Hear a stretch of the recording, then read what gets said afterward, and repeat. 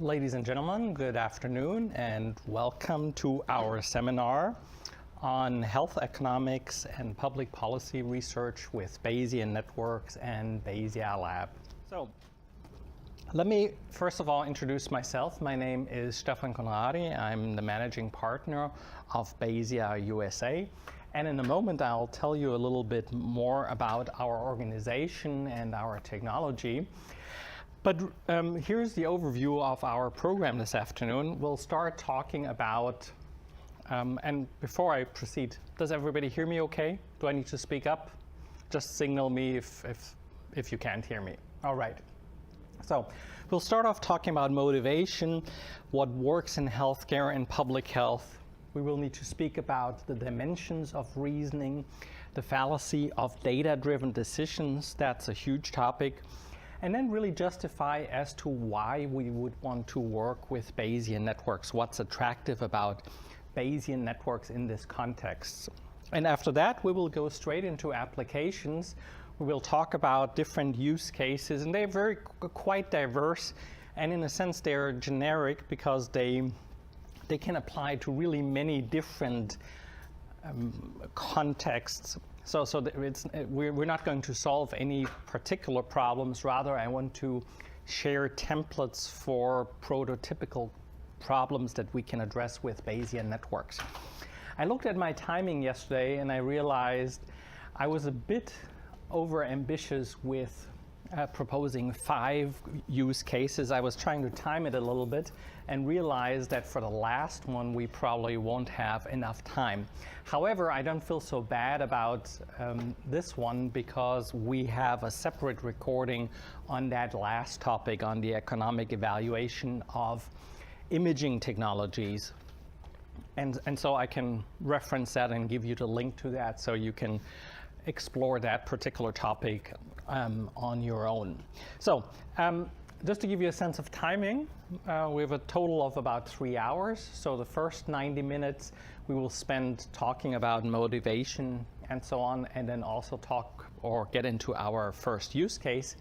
And after that, the second half, we will just look at the last 3 applications. And sometime in the middle, we'll take a 10-15 minute break or so, but please help yourself at any time to coffee and cookies. So let me just briefly mention the key concepts that I will keep referring to all afternoon. Bayesian, that is our company. That's the company I work for. BayesiaLab, that is the product you will see in action this afternoon. Even though a lot of the things we'll talk about are entirely technology agnostic. So you don't have to think that the only way to do what we're showing, the only way to do it is with BayesiaLab. However, since we're selling that technology, licensing that technology, you will see that in our use cases this afternoon. But everything is really based on the Bayesian network paradigm as it was invented by Professor Judea Pearl, who has been teaching and researching at UCLA since 1970. In the mid-1980s, he originally proposed the term, he coined the term Bayesian networks. And there are actually many motivations for using Bayesian networks, and only partially our motivations sort of tie in with his original motivations. He invented them initially out of the need to formalize causal modeling to have a better representation of causal relationships.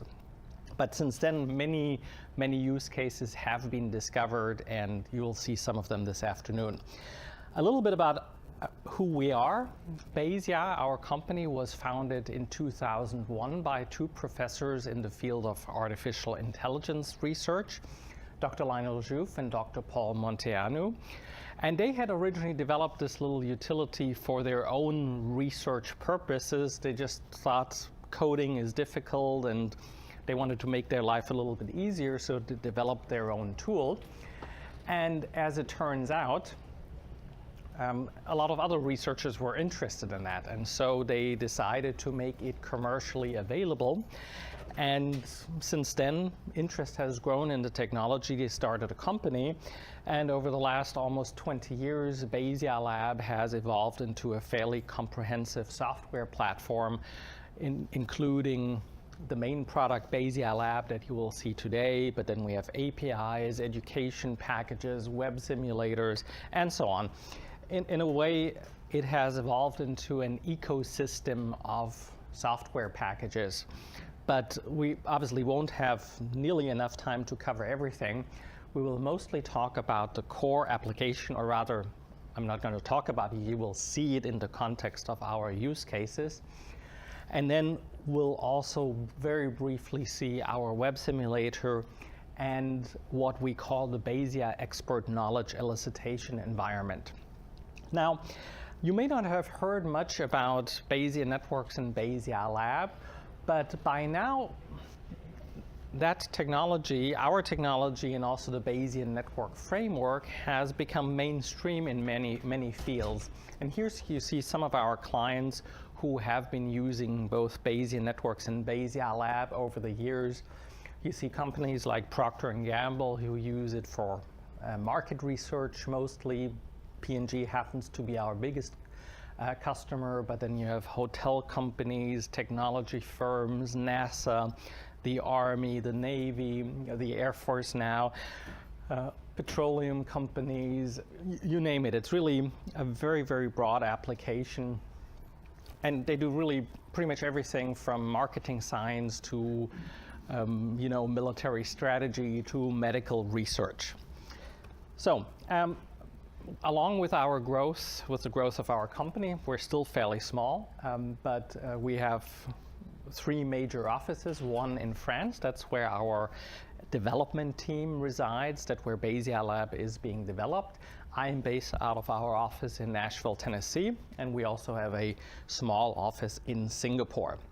And what I should say up front, I'm doing a screen recording of these slides, which you will be able to access. I'll be able to share the slides with you, all the networks, all the data that I'm using this afternoon, you will be able to download so you can experiment for yourself. Also, I should point out we have a book that is available as a free download, which is a good introduction into Bayesian networks in general. Now, what I should need to say is this book is based on an earlier version of BayesiaLab, so some of the screenshots are not entirely in sync, but and we're currently in the process of updating this book. But in any case, it's a good introduction to Bayesian networks themselves. And I think that's important because we don't have time today talking much about the theory of Bayesian networks. So I'm basically just saying, okay, we're taking Bayesian networks and that's how we use them, and these are the applications. But I'm not talking about the math and the statistical properties and all those things which are really important to understand if you want to really utilize Bayesian networks. But so please take a look at our book. And then one thing I should point out, whenever we do these seminars, we give out these microcredits. So in the break, perhaps, if you can let me scan your ticket, then you will be added to the list that you have attended the seminar, and then you will receive this badge, which you can post on LinkedIn or on Facebook, what have you. And don't dismiss it. We get calls quite often asking for referrals to people who have some familiarity with Bayesian networks. So that's a hot topic, so adding that to your resume, even in a very small way, I think is helpful. And what I should mention before we get started properly is please feel free to interrupt me at any time. We're a reasonably small group, so we can keep this rather conversational. So if you disagree, feel free to protest, to shout out. That's all fine. All right, let's get to our motivation. Let me start off with a quote by former President Obama. He said it almost 10 years ago at a meeting of the American Medical Association. And he said at the time, less than 1% of our healthcare spending goes to examining what treatments are most effective. So one thing we need to do is figure out what works and encourage rapid implementation of what works into your practices. Well, and just like that, President Obama invented medical research. So, but there's obviously something very fundamental and something very serious about it, and I don't want to make light of President Obama's remark, because he touches on something very, very important, which has afflicted mankind, if you will, for millennia, and that is the difficulty of understanding cause and effect, what works or why something works. Here's a quote from Virgil, the famous Latin poet, who said, "Fortunate is he who is able to know the causes of things."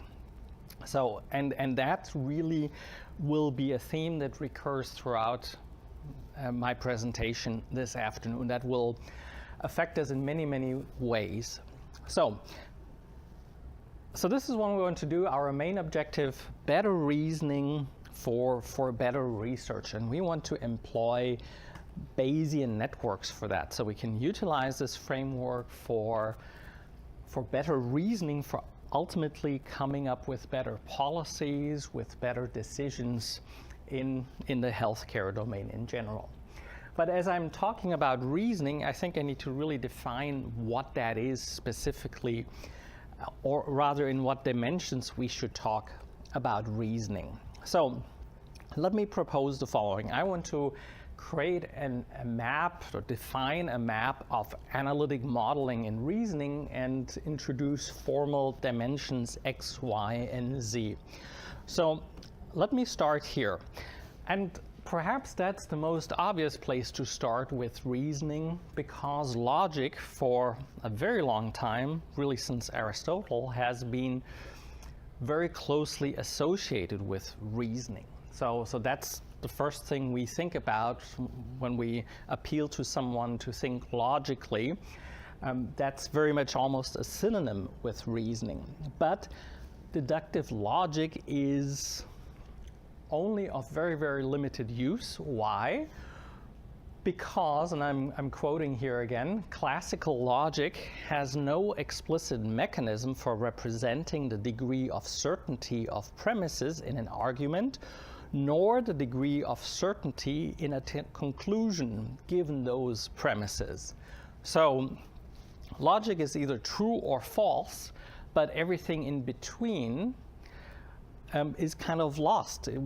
Is ill-defined. So logic is really not sufficient for many reasoning purposes.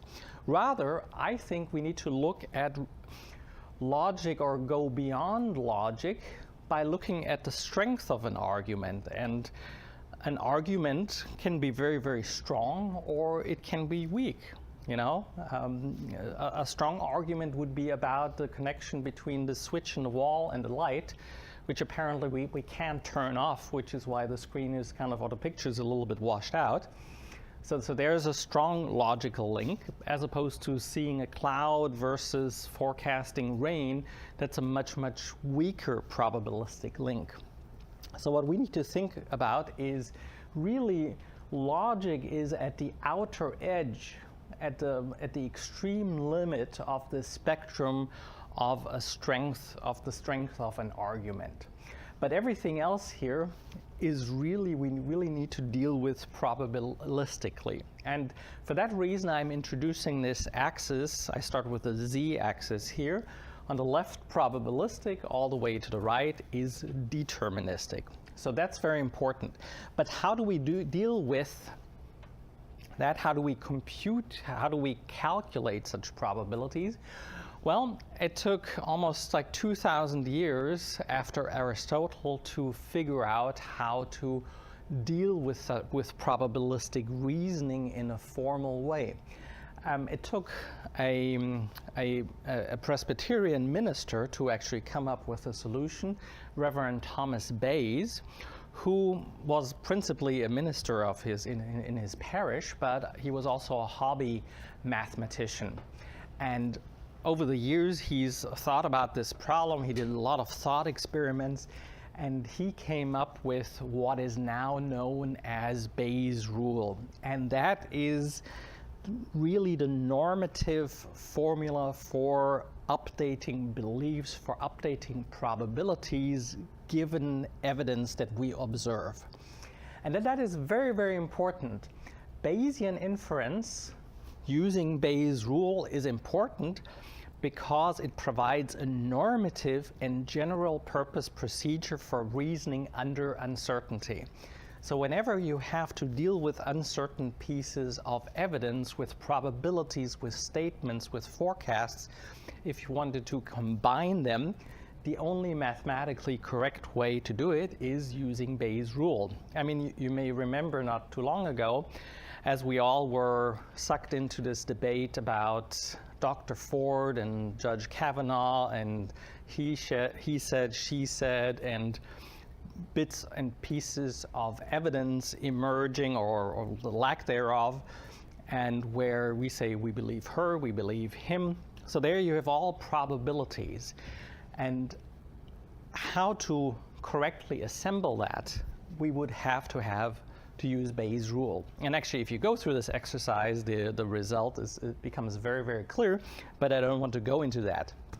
But the point is, this is it. This is the formula. Even if you were to arrive at your conclusion any other way, it would have to be consistent with Bayes' rule. So why is this so important? Well, it is important because as humans, we're sometimes in sync with Bayes' rule. Sometimes we reason correctly. For instance, when we reason from cause to effect in our heads, even if we do this probabilistically, we're pretty much okay. Our intuitive human reasoning is in sync with the correct normative reasoning. However, where it completely falls apart is when we have to reason backwards, from effect back to the cause. That's where we get it so wrong, from evidence to what is the cause of the evidence. And there have been countless experiments, and they show over and over again how humans produce the most terrible fallacies in their evidential reasoning.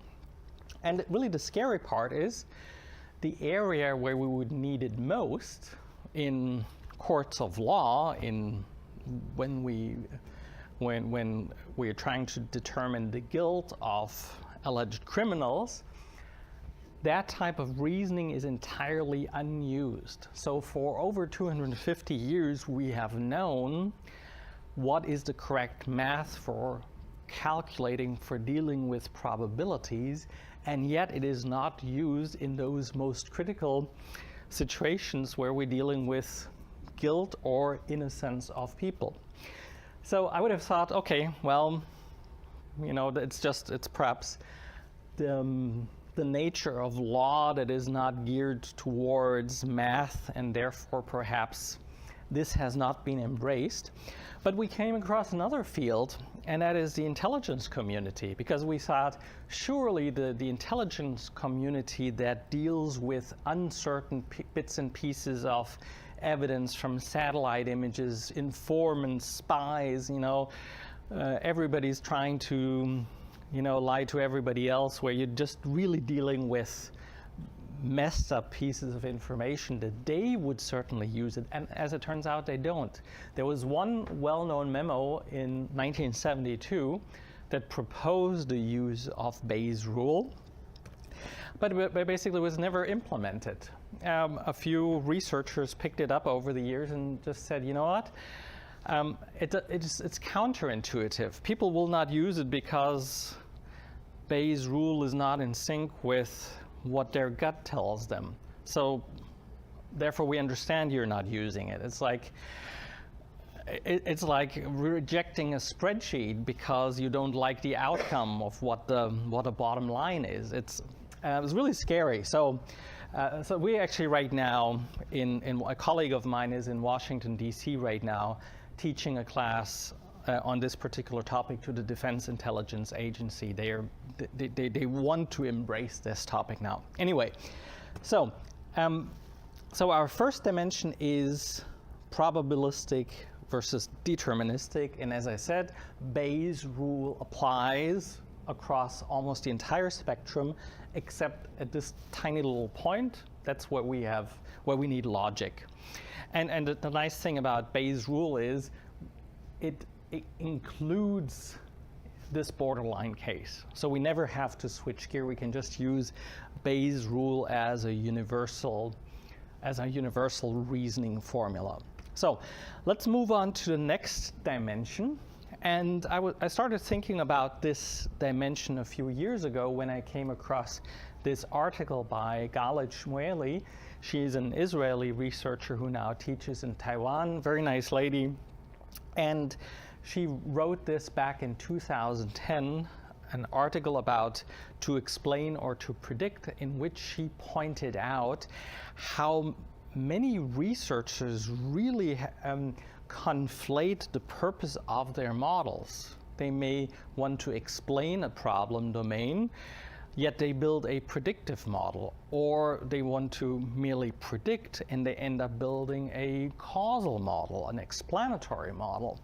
And by using the wrong type of model for the wrong purpose, they're really arriving at a suboptimal or potentially very biased solution. So I want to expand on that and introduce formally an axis for a model purpose, where on the left we have association correlation, on the right we have causation. So on the left, this includes description, prediction, and then on the right we have explanation, simulation, attribution, and ultimately causal optimization. So that's our x-axis. Now let's move on to the y-axis. This is about where models come from. Where do we get them from? How do we come up with mathematical models or statistical models? Well, historically, I would argue that most models came from theory. Like, we would hypothesize about a problem domain, think about how something works, and then write down the functional form, and then perhaps estimate parameters, etc. But nowadays, of course, we have lots of data. We have data about absolutely everything. Our phones produce gigabytes of data about our behaviors. I mean, data is coming out of our ears. And so, of course, that also affects the healthcare domain, or particularly the healthcare domain. And so there's a lot of excitement about this, and everybody thinks, hey, with all this data, we should be able to generate all these insights. Perhaps if we have enough data, the data will speak for itself. And so they have kind of this in mind. If we just have big enough computers, large enough databases, forget theory. But that is yet another fallacy. That is so not true. And let me tell you why that is. But first, let me put together the x-axis and the y-axis. The z-axis, which I've omitted here, would be kind of coming towards you. And let me position machine learning and artificial intelligence on this. And I would argue most of the models developed through machine learning or AI belong here in the upper left-hand corner, in the upper left-hand quadrant. Why? Well, the y position is fairly obvious. It has to do with that these methods, machine learning, are really driven by data. At the x position is much more interesting, and that is most of the models generated through machine learning and AI only extend to right here, where that dotted line is. They're useful for predicting, and they do so exceptionally well, but they're not really useful for anything on the right-hand side. And that is a really, really big issue. Don't get me wrong, machine learning and AI, they do wonderful things. If you just think about, for instance, what your phone can do. It can recognize your voice, it can talk to you, your car can see the road ahead. It's amazing what some of these technologies can do. But for us as researchers, it's a big issue, because we, in many cases, are decision makers, policy makers. We have questions on the right-hand side. It's about reasoning, why, how, what to do, who is responsible, what's the best solution. And the black box models that machine learning and AI, for the most part, generate, and I'm generalizing here a little bit, they cannot address these because, as the visual indicates, many of these models are truly black boxes. Think of a neural network generated through deep learning. They work very well, but we cannot see what's happening inside. So we need to take a formal approach now to really distinguish between working on the left versus working on the right-hand side. On the left, there we're dealing with building models of this structure. We're computing an outcome as a function of observing something, given that I see, given that now there's snow, given that it's cold, or I could say, given that I see there is snow, and if it accumulates, then I could infer that it's probably cold.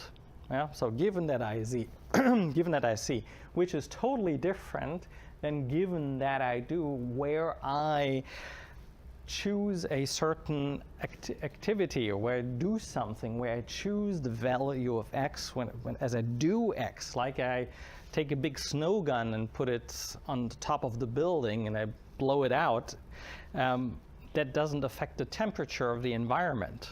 No, two totally different things. So, and that's what we will talk about a lot this afternoon.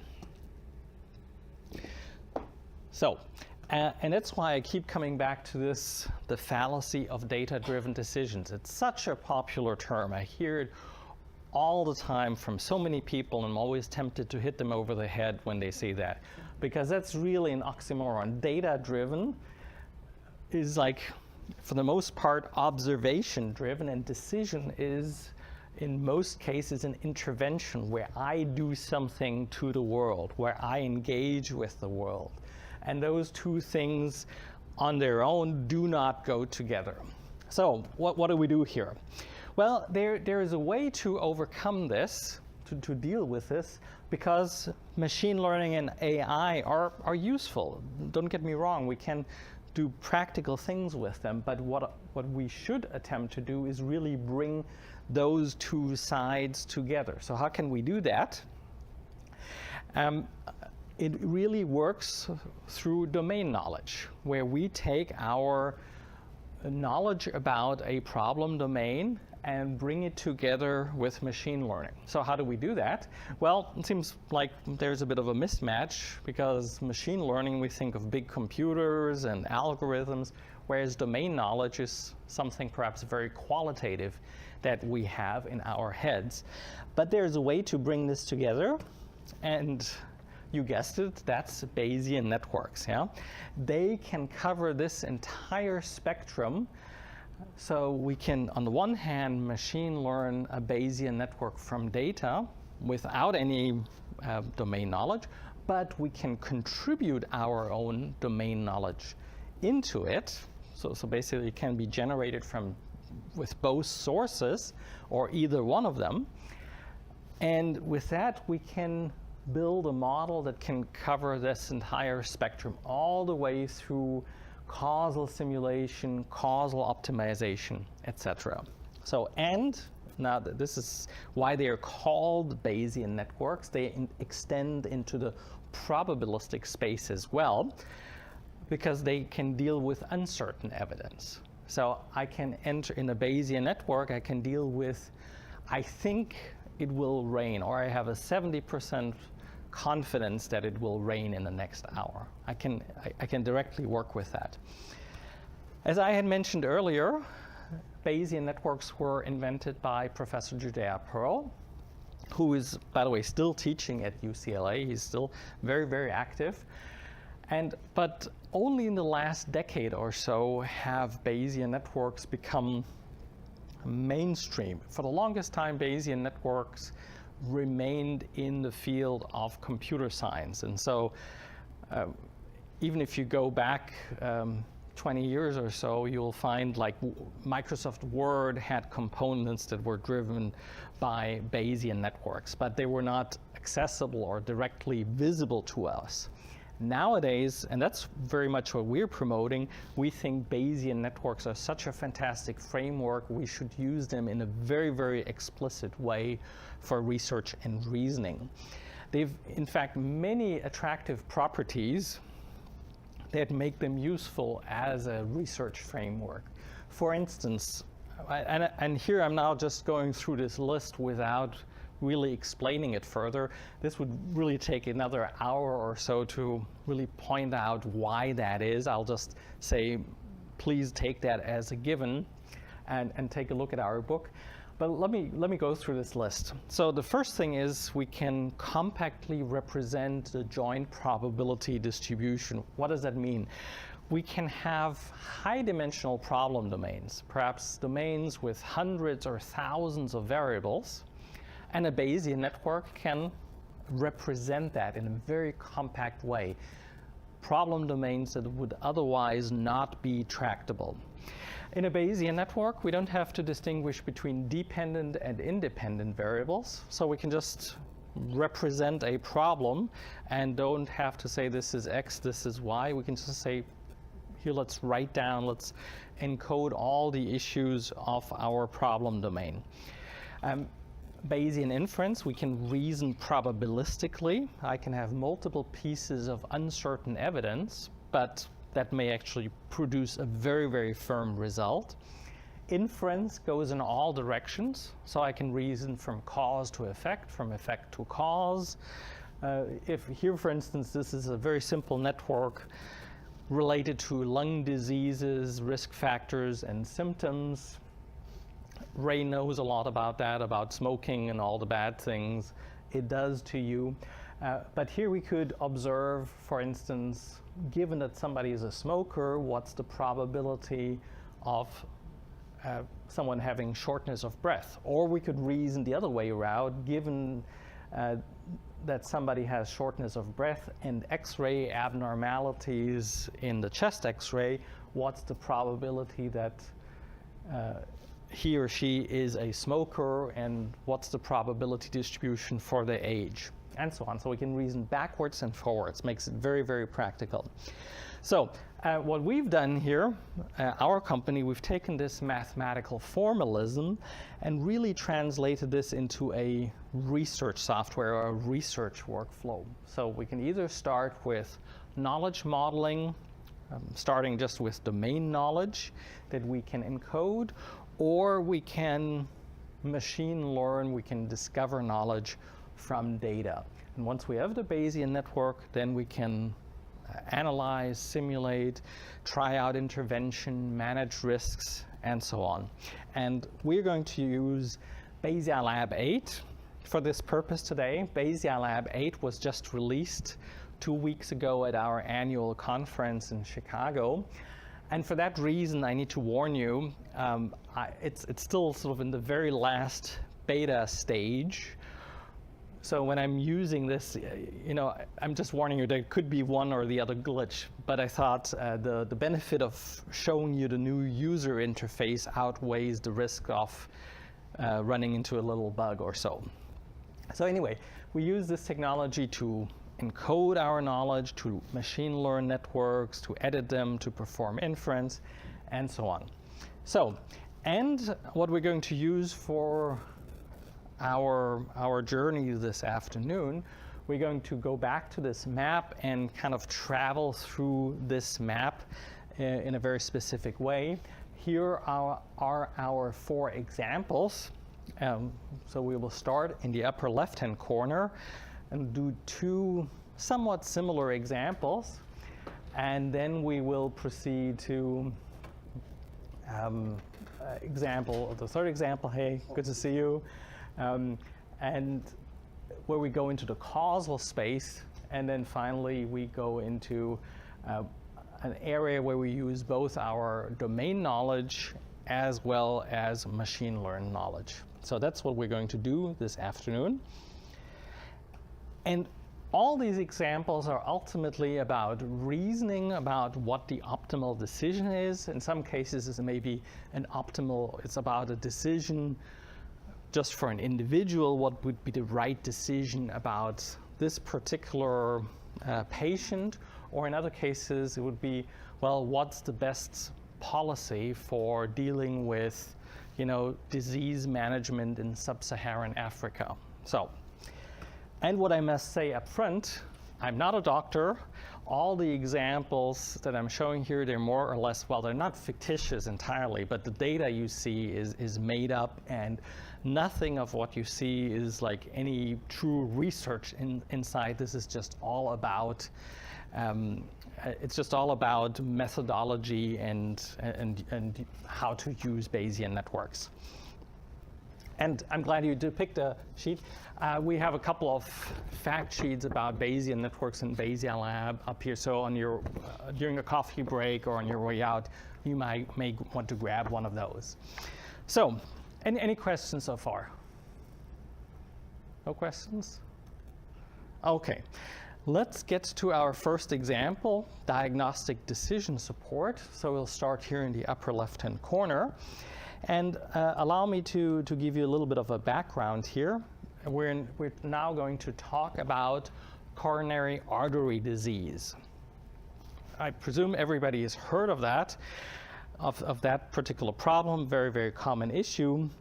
And I'll skip over a few slides that provide more background. I just left those background slides in there for your benefit as you download them. But we don't have to go through, I don't think we have to go through the etymology of ischemic heart disease, for instance, but it was interesting to read up on it. So now what we are ultimately trying to diagnose is coronary artery disease. How is that defined? The formal definition of coronary artery disease, abbreviated from now on as CAD, is if one of the three arteries, the right coronary artery, the left anterior descending artery, and the left circumflex artery, if any one of them has a stenosis of 50% or more. So if basically the blood flow is reduced by 50%, then we say we have coronary artery disease. So here you see an image what this looks like during an angiogram. And that happens to be performing an angiogram on a patient that's really considered the gold standard for diagnosing coronary artery disease. It's very, very commonly performed, but it's a fairly big production. So a catheter is inserted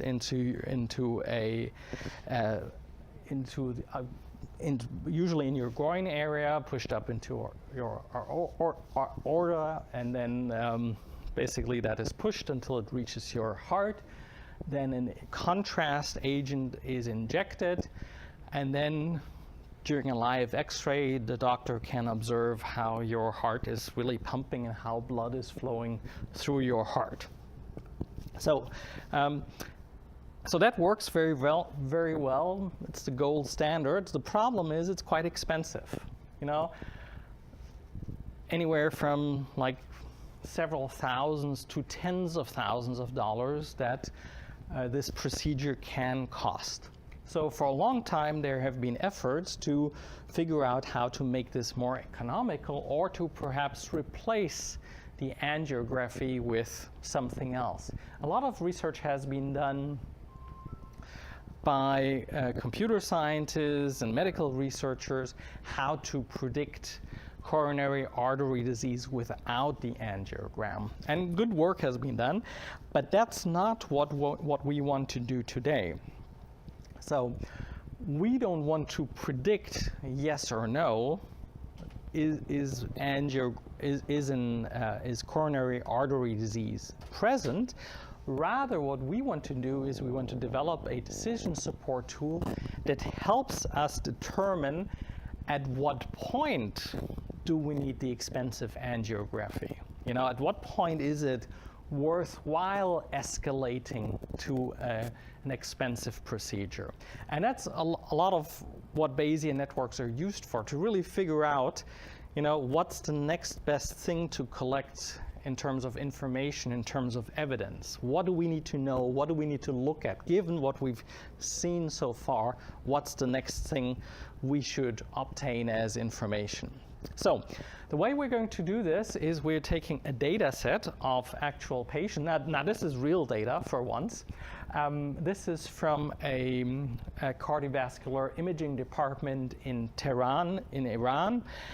And they have a very nice complete data set with many, many patient features, including demographic data, patient history, physical exam, ECG data, lab reports, echocardiogram, and all these measures that usually would be collected in the context of the diagnostic process. And these doctors have observed these patients over a long time, and therefore they were able to ultimately establish the ground truth by means of an angiogram. So what we want to do now with all these variables that we've collected, we want to see how these potential predictive variables relate to the ultimate diagnosis, the ground truth, and beyond just predicting whether or not somebody has coronary artery disease, we want to figure out an optimal way of how do we get there, because in the real world diagnostic process, you don't just obtain everything from a patient at the same time. It's not like your car where the dealer plugs in the onboard diagnostics plug and then downloads everything. These are all separate, sometimes more or less expensive diagnostic steps. So, and even though we have collected detailed data on which particular artery was affected, our overall target variable is here cath, which stands for the diagnosis of the cardiac catheterization. I can never pronounce that. I'm German, so with certain things I just can't.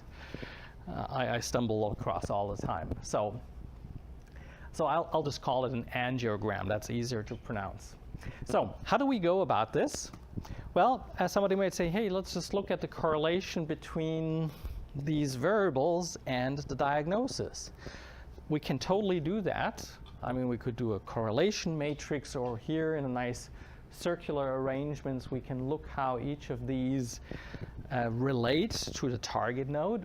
But one of the things we immediately run into is many of these variables are nonlinear. So, this is the first one I randomly picked. This is age, for instance.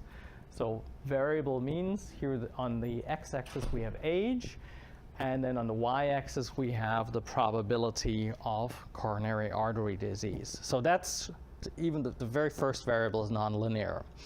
And if we look at the rest of them, it just gets worse. They're just all highly nonlinear, and plus some of them are entirely categorical, so they can't be used in that context. So now our question is, how can we, figure out what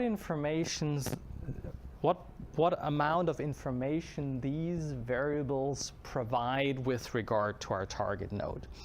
And which leads to the question, how can we quantify information? Well, that's where we get into information theory. And here I'm quoting Claude Shannon, who is really considered the inventor of this particular field.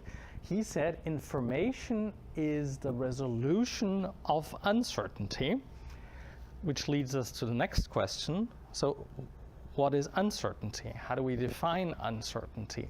Well, and there is another approach, a very formal approach that we can take. There is a way to quantify uncertainty. The formal measure for uncertainty is entropy.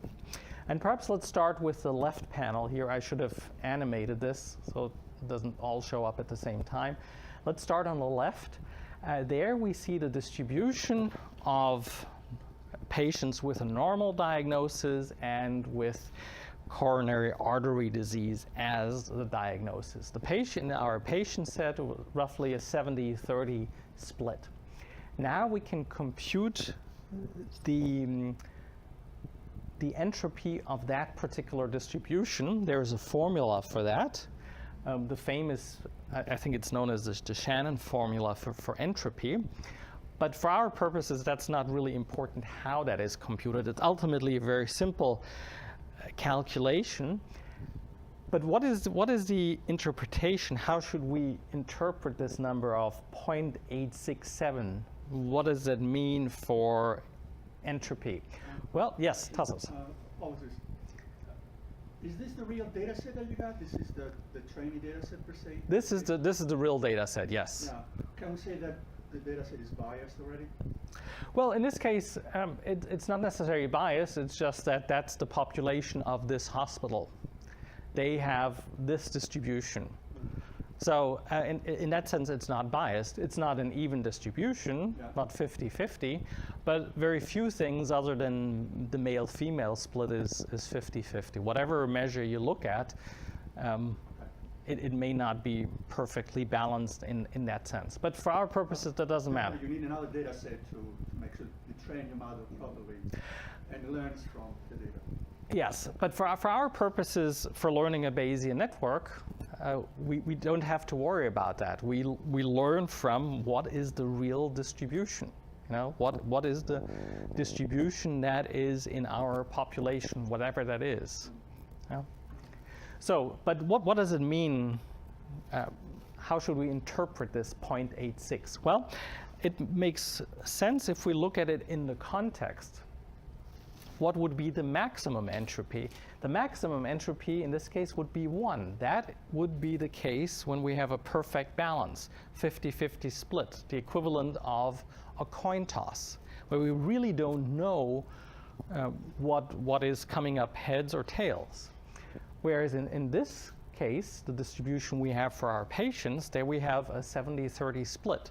So if we were to expect a new patient to walk through the door, then our expectation would probably be there's a 70% probability that this patient has coronary artery disease, because most people who go to a cardiologist probably have some sort of issue. So, but technically, a perfect 50-50 balance would be the maximum uncertainty, and that would have a value of 1, as opposed to if we had no uncertainty whatsoever, then the entropy would go to 0. So perhaps yesterday, our expectation of snow or no snow today maybe was 70-30. People started talking about it, but you never know whether that truly happens. Now, our uncertainty regarding snow has disappeared, so our entropy is now at 0. Yeah? So bear with me as I'm dragging you through this information theory. So what can we do with that? So that was the marginal entropy, just looking at a single variable. Now we're looking at conditional entropy. What does that mean?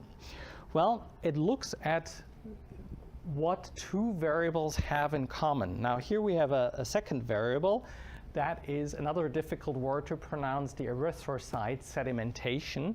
That is a kind of a blood test where you kind of measure in a what do you call it, in a test tube, where you put in the patient's blood and then you look at how the red blood cells fall out and kind of stack up at the bottom, and you measure how much they kind of clump up and pile up. That's probably not the correct term here, but that's a measure for inflammation basically.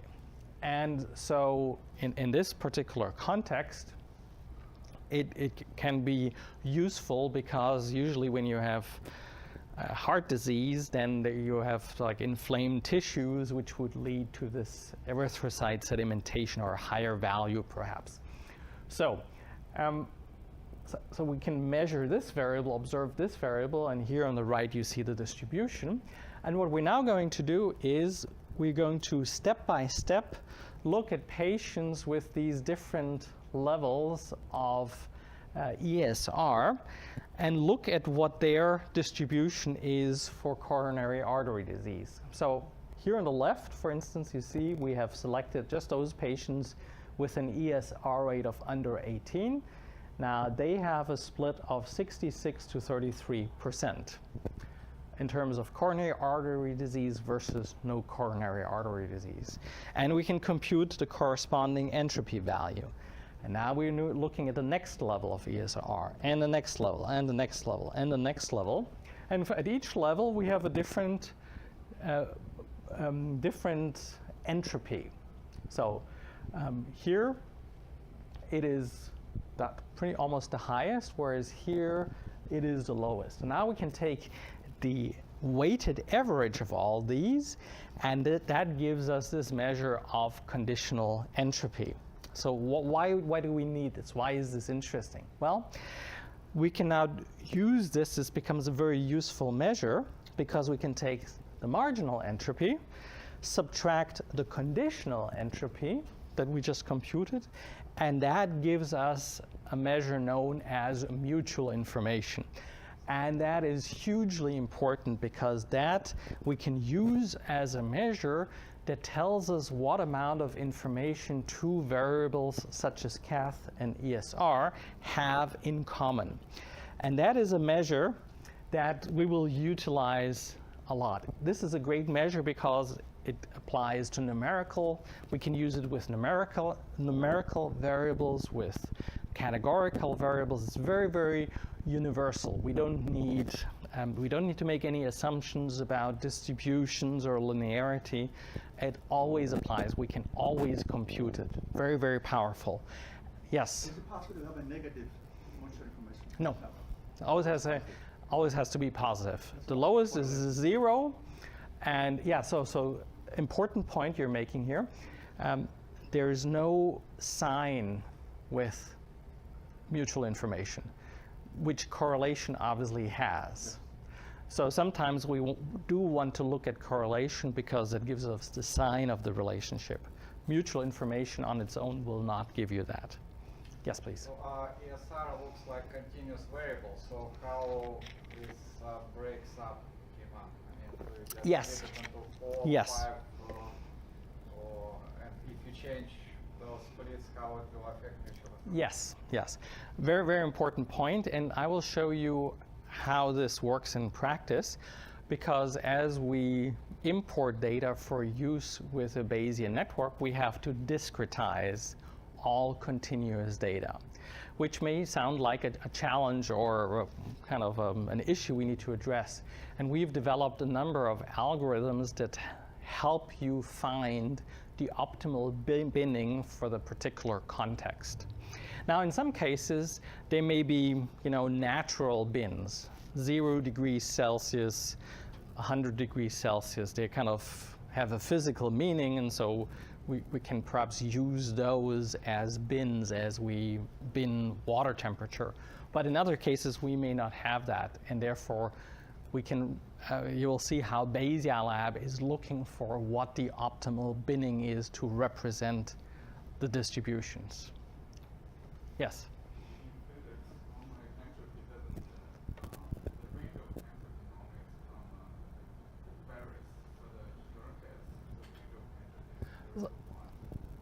I think what I heard you say is that the range of entropy is not limited.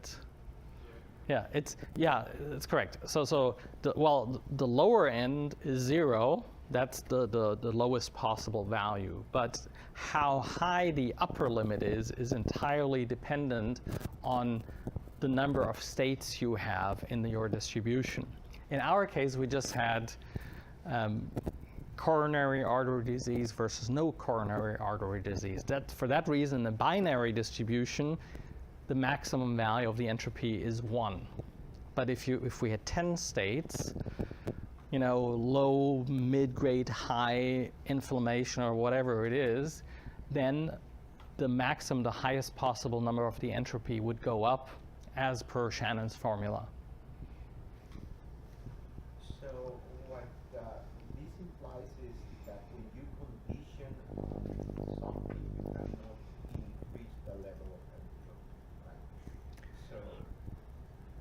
by conditioning the problem. So the entropy is either stays the same or is reduced. Yes. But never increased. Yes, you cannot make things more uncertain than they are. You can make things, information cannot make things more uncertain. Exactly. However, there can be, well, it depends, because there can be conflicting evidence. So you may have a variable that is 50-50, or that is almost 100%, but then you observe something else, and then that variable reduces its entropy, or increases in entropy. So, and we will see how we collect conflicting evidence that will sometimes say, oh, I thought we had a diagnosis, but now we see this, and everything falls apart. You know? So here's now the actual workflow that I want to show you. We will learn a Bayesian network. I'll briefly talk about minimum description length as a measure for learning a network. We'll go through the data import process. We'll talk about discretization, and so on, performance analysis. And then here, these are our ultimate objectives here, the adaptive questionnaire, because that is actually our decision support tool for diagnosis. So when I say learning a Bayesian network, what exactly do I mean? What I'm really saying is we need to search for a network. We need to look for, out of many, many possible networks, what is the best one. And one of the biggest challenges that we have is that there are so many possible networks. Like if we had just two variables, two nodes, there would be three possible networks that we would have to evaluate. So nodes or variables N1 and N2, there could either be no arc, then an arc from N1 to N2, or an arc from N2 to N1. So two nodes, three networks. Now, if we had three nodes, there would already be 25 possible networks. Now, in our data set, we have 54 nodes or 54 variables, which gives us 1.1 times 10 to the 459. Does anybody know the number of atoms in the universe? Smaller. A little bit smaller. Google says 10 to the 80. So this is massively larger, you know. I take it you don't search every single. No, I have no visualization for that. Yeah, it didn't fit on the slide. So how do we deal with that? Well, we need to do a clever search, because we couldn't even search 1/1,000,000th of 1% would be beyond the processing power of all computers in the world combined. So what do? Well, we're starting off with candidate networks and then assessing them. And what we use to assess them is the minimum description length score. What that score does, it basically looks at the complexity of the candidate network and the fit of the candidate network. Because that's what we always do when we model. We're trying to come up with the simplest possible model with the best fit to the data. And that's exactly what we're trying to do here. And basically what BayesiaLab does is, as it goes through the candidate networks, it looks to improve them. It's like, well, what if I add this arc? What if I delete this arc? And so on. As a researcher, I can also influence the search. I can put my thumb on the scale, if you will, and I can basically say I'm okay with more complexity, or with I want less complexity, and so on. But in the book, we talk about this in great detail. Now I'd rather show you what this looks like in practice.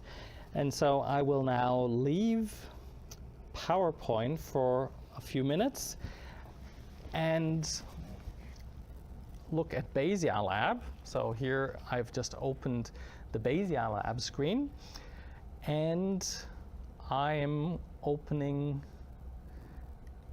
text the data file, which is a very simple CSV file. It's how I would use most data sets that I'm bringing up. And here in the table here at the bottom, I see all the variables I have: age, weight, height, gender, body mass index, smoker, non-smoker, all these measures, and then things like blood pressure, lab work results, and so on. Now, what I need to do here is confirm with BayesiaLab which of these are indeed numerical variables as opposed to categorical variables. Now here it's very obvious, but sometimes you have like categories 1, 2, 3, and they may be a category as opposed to a numerical value, in which case I would have to tell BayesiaLab what it is. But here it's very straightforward. BayesiaLab recognized it correctly. Luckily, we have no missing values here. That makes it easy. In the next example, we will have missing values, and then I can talk about that a little bit. So now this is the place where we need to discretize. And let me just show you how this works conceptually. Now, actually, I picked BMI as a variable here, just randomly pick that one. And for that one, it so happens, I think, that like 25 and 30 are accepted thresholds.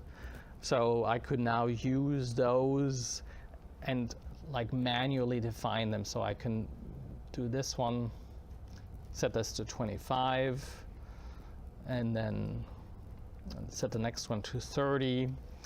Or if I did not have that knowledge, I could just let BayesiaLab generate a discretization for me. So I could let BayesiaLab come up with a discretization, which happens to be actually looks to be fairly close to what I manually picked. So, but since we have quite a number of variables, I will just let BayesiaLab pick all of them. Pick all of the discretizations. Or rather, I'm defining the discretization algorithm, and then BayesiaLab performs the discretization for me. Now here yes? So for different variables, is it the same number of intervals, so it determines how many bins it needs for each variable? Yes, yes. If I know how many bins I want, I can say I want this, or I want no more than that. I can specify that. But here what I will do is I have an advantage here because we have a target node. We know we want to diagnose coronary artery disease, so I'm using a search algorithm that uses a tree discretization that looks for the bins in such a way that we get the maximum information with regard to the target node. So let me run that. Oops. And sometimes BayesiaLab says like, now, you know what, the algorithm you chose doesn't work for this particular variable, so what's the backup algorithm I should use? So I'm using here the R² genopt. Okay, so now we have all our variables on the graph panel. Now they appear as these blue disks or blue bubbles. And the first thing that I will do is associate a dictionary that color these nodes according to what type of variable they are. Because some of them are like demographic data, others are lab results. So I will associate a dictionary, classes, and that allows me now to color the variables according to their class membership. Okay, so yeah, the red ones are demographic and diagnostic measures. The green ones, ECG, and the the light green, the lime green ones are a lab and echocardiogram. And then this dirty color, I don't even know what to call that, beige, brown, green, that's for my target variables, the ultimate diagnosis. But today we're only interested in the diagnosis of coronary artery disease in general, so I'm removing these secondary target variables. I'll associate one more dictionary, and that is for the state names. So we have, oh, actually no, that's not correct. I wanted to, the long variable names.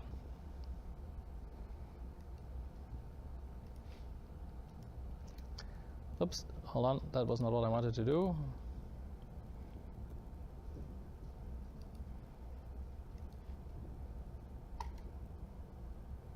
What did I do there? I don't have my glasses here, so I'm not sure whether it worked or it didn't work. But here in this case, I just wanted to show you the concept of we can associate dictionaries for many different variable attributes, so it makes it easier to manage them. Okay, now our next step will be to learn a model. I will designate cath as our target node, that's the ground truth, and now we want to learn how all the other nodes might help us predict cath. So let me go into learning, and here I should point out that we have two major classes of learning algorithms. One is unsupervised, that is when I just want to learn in general across all variables, relationships between everything. Or here today, we want to do supervised learning because we want to predict that particular target node. So we want to focus our learning on that node. And within each class of, or within each range of algorithms, we have many sub-algorithms. And here I will choose, without further explanation, the augmented Markov blanket. That's perhaps the most universal one. And so here is the very first network that I came up with. And now, of course, the question is, how well does this network perform? Or can we perhaps, through the choice of another algorithm, improve the performance? A good way to examine that is to use what we call a structural coefficient analysis that helps us. And actually for that I should, oops, sorry, I forgot to do something. Because as we analyze that, we should first set aside a test set. When I imported my data set at the beginning, I didn't set aside a test set. Now I just did that after the fact. I will learn again. And now, in fact, learn multiple times. Yes? How did it choose those specific nodes? Did it go through the entropy calculation? Well, it used entropy because what it did, BayesiaLab looked at what is the simplest possible model that has the best predictive performance. It was evaluating many candidate models and then came back to us with the best one. It was quick. Well, it was a very simple problem. You know? And we could do this with thousands of variables. And one of the advantages is that we have some very effective and powerful algorithms. So what is the domain of models? Or in this case, it's all linear? No. There and yes, I didn't address that because there is no functional form here. This is entirely non-parametric. Wherever you have an arc connecting to a node, you have conditional probability tables. Let me just open this up to show you. Yeah, so here in this case, we just have the two states of K, whatever that is, a keratin, I don't know what lab measure that is. Some of, Oh, okay. So then it shows the two states, the two levels. and how they relate to the two states of coronary artery disease versus not. Let me perhaps look at some, perhaps we have here hypertension. Do we have perhaps one with more states? We have just lots of variables that were just binned in a binary way. We'll find some more interesting example where we have a more, yes? So the idea is that it's trying to get the variables that reduces the entropy the most. Yes, that's a very good way of summarizing it. It basically tries to figure out what is the simplest possible model that we can employ to predict the target. There's no functional form. It's going to say these variables explain or Yes. contribute. So if we know these variables, the entropy of the output Yes. will be decreased. That's correct. This may be a stupid question, but is there some kind of genetic mutation resampling underneath all this in order to sort of get through a lot of different combinations without examining all of them? No, it's actually strictly limited to this minimum description length search. Okay. So that BayesiaLab starts with a candidate network and then adds arcs, recomputes the minimum description length, and we can actually, I can open this up here. Kind of stepwise, and you have a limit on it. Is that the idea? In this case, we don't have a limit, or we can determine.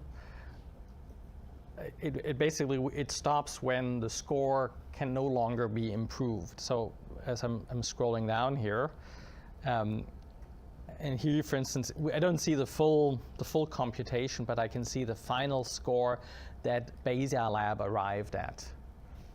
Of course, it's now a little bit small, but that was the end result of that search. Yeah? But now you may say, well, is this really the best possible model? What if we could perhaps improve that if we were okay with a little bit more complexity? And that's exactly what I want to do now. I'm now going to give BayesiaLab the option of, can you search for me across a space, across this, basically different complexity thresholds, and see whether we can get a better model, perhaps. So let me run that. So BayesiaLab now runs 10 models at different levels of complexity. Just take a second.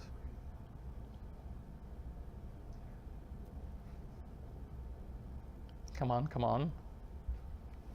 So how many thousands of models is it making underneath? I couldn't do, well, Or millions of models? well, yes, because you couldn't do millions, of course, because that would take way too long. So it's using that MDL score as a heuristic.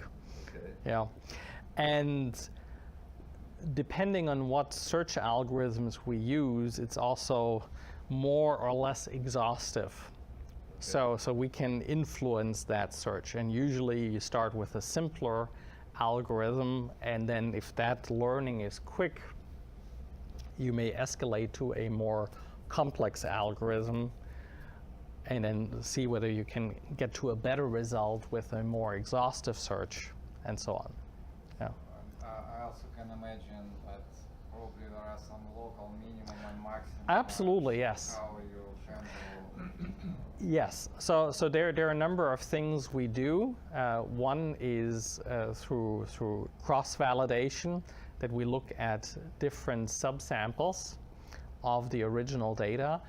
And another one is what we call data perturbation, where we throw in artificial noise into the data so that we avoid that, that we so we can make sure we still recover the same structure even under much noisier conditions. So what I probably did right now, which I didn't expect, is I set the range of complexity, the search space, too wide, and so at the bottom end, we may now be searching through a way too complex network that takes years to calculate. So that's and it is no joke, because the thing is, the complexity grows super exponentially, and so from this took 5 minutes to the next step up, it's taking 10 years. So I'll just halt that, even though I was. That's Oops. why quantum computing may be the solution. Well, I'm not even sure that will solve that, because of the super exponential growth, because the performance of quantum computing may not even catch up with the increasing demands. Well, I mean, the classic machine learning, as well, deep learning modeling, it's hitting the wall when the size of the data set is huge in terms of number of rows. Here seems to be the case of the number of columns. Yes. Becoming the problem. Yes, it can become a problem for specific learning algorithms, some more than others. For instance, this targeted search that we do, we could extend that to hundreds and thousands of variables quite easily. But if we were to do unsupervised learning, where we just want to learn everything related to everything else, then those unsupervised learning algorithms would take a very long time. So for instance, with microarray data, I would typically, I would use like an augmented Markov blanket or something like that. So, okay. Which was this the last one? Well, I think this was the one that I had learned earlier, because the colors are different. But it's the same data, so we might. Let me just see here, edit structural coefficient. Let me just show how that structural coefficient search goes. And now I'm not going to use as broad a range. Let me start here with 0.2. That should definitely work. Yeah, see, this is much faster. And so what this allows me to do is compare the performance, and most importantly, what we want to avoid is overfitting. And this structural coefficient analysis plot is a very good way to keep us from overfitting. So we can get to, like, let's optimize our predictive performance, but without falling into the trap of overfitting. So in this case, it would suggest here is the predictive performance of our test samples, which declines as I increase my complexity, and my learning samples, the predictive performance increases with complexity, which is what we would expect. And so what we basically want to stop where my out-of-sample performance falls off a cliff, which would be right here. So the limit should probably be like 0.5 in terms of structural coefficient. So, which is just what I happen to have set in this model that I'm showing here. But let me just rearrange this, because this is not a particularly attractive presentation.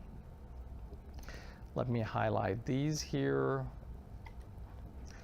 and actually stretch all this out a little bit.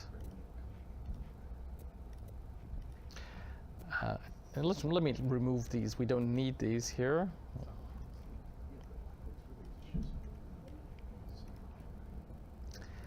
So, and what I want to show now is one of our visualization tools, which is the mapping function, which is very helpful for understanding what is the information contribution of individual variables. So now I can show directly the mutual information, for instance, of individual variables with regard to the target node. Did you have a question? It seems like two pairs of independent variables have some kind of relationship. They have a relationship, it seems. And actually, let me turn on the long variable names. And then let me use larger. Well, I probably can't make this much larger. Just move this to the center. So what do we see here? Our target node here is at the center. And we see that typical chest pain, that variable has the single most important information with regard to the target variable. Perhaps not surprising. Age is also pretty big. Then regional wall motion abnormality, that's from the echocardiogram, I believe. And then here we have hypertension, diabetes mellitus, and fasting blood sugar. So that is perhaps not surprising that blood sugar level and diabetes are closely related. So in this case, those would be... Then who should drop one of them? No, we should not drop one of them because we don't have to. Rather, because sometimes one variable may be easier to observe than the other. So one might be available, or we may already have diagnosed it, or we may already know that the patient has diabetes. Then let's observe the variable that we have at hand as opposed to trying to measure one that we don't have yet. So here we want to be very opportunistic in our diagnostic process. What information do we have? What can we acquire most easily? So, and this is an important part of Bayesian networks. They need to make sense. So any doctor, any domain expert needs to be able to look at this and say, yeah, this is plausible. This makes sense. This is the correct relationship. Or if something didn't make sense, then we'd have to ask, well, why is that? Is a variable missing, or is something wrong with our data, etc. So, but this is, again, just an interim step for what we wanted to do, because ultimately we want to get to what we call an adaptive questionnaire. And this is very powerful because it allows us to utilize our network to now provide dynamic guidance to the doctor in which order we should diagnose this patient. What should we collect first? And here in this case, perhaps not surprisingly, typical chest pain. So let's say typical chest pain, no. So I'm simply setting this, and typical chest pain drops to the bottom. And now what? What's the next? Now the next question is, and you can see given that first observation, now our uncertainty has actually increased.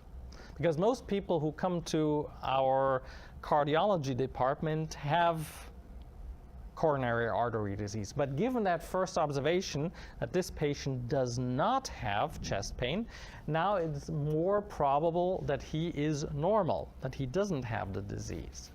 So what's next? Let me just set it to a random value, regional wall abnormality. Now it seems even a higher probability that he is normal.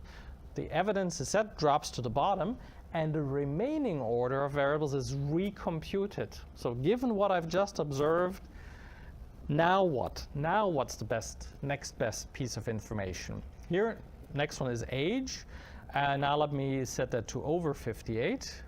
Okay, given that, now the probability of coronary artery disease has increased again, and so on. So it helps me work in an optimal way through my diagnostic process. And I can take into account cost, because some of these are easy to diagnose. Let's say hypertension, take the blood pressure and you immediately know what the situation is, as opposed to others are much more expensive to obtain.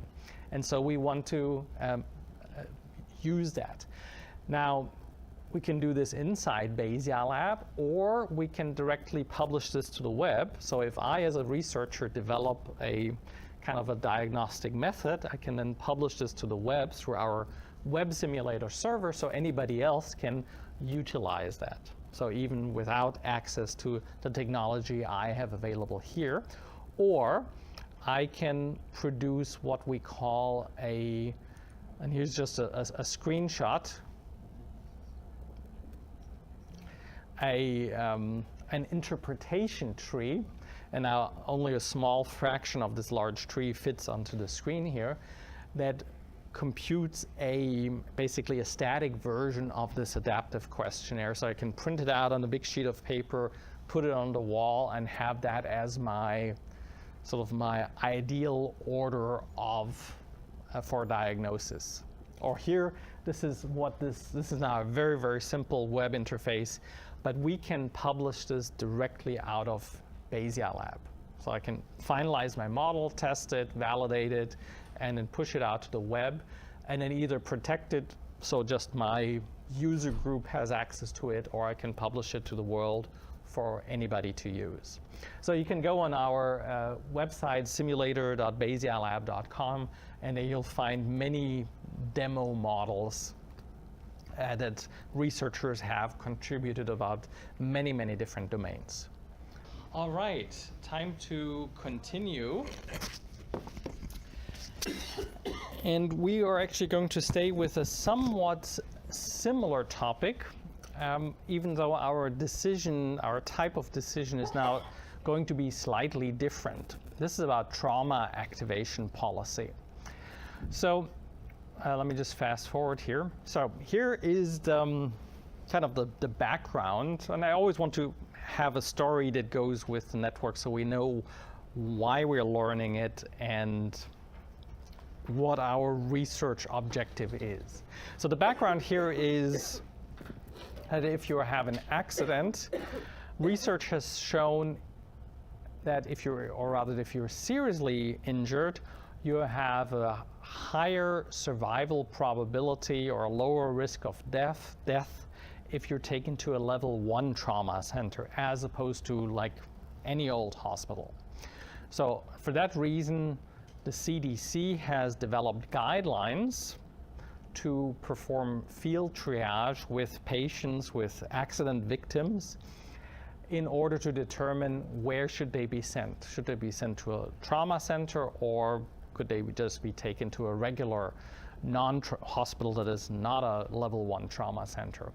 And the score or the measure they have defined is if there's a 20% probability of an injury severity score of 15 or higher, then somebody should be taken to a level 1 trauma center.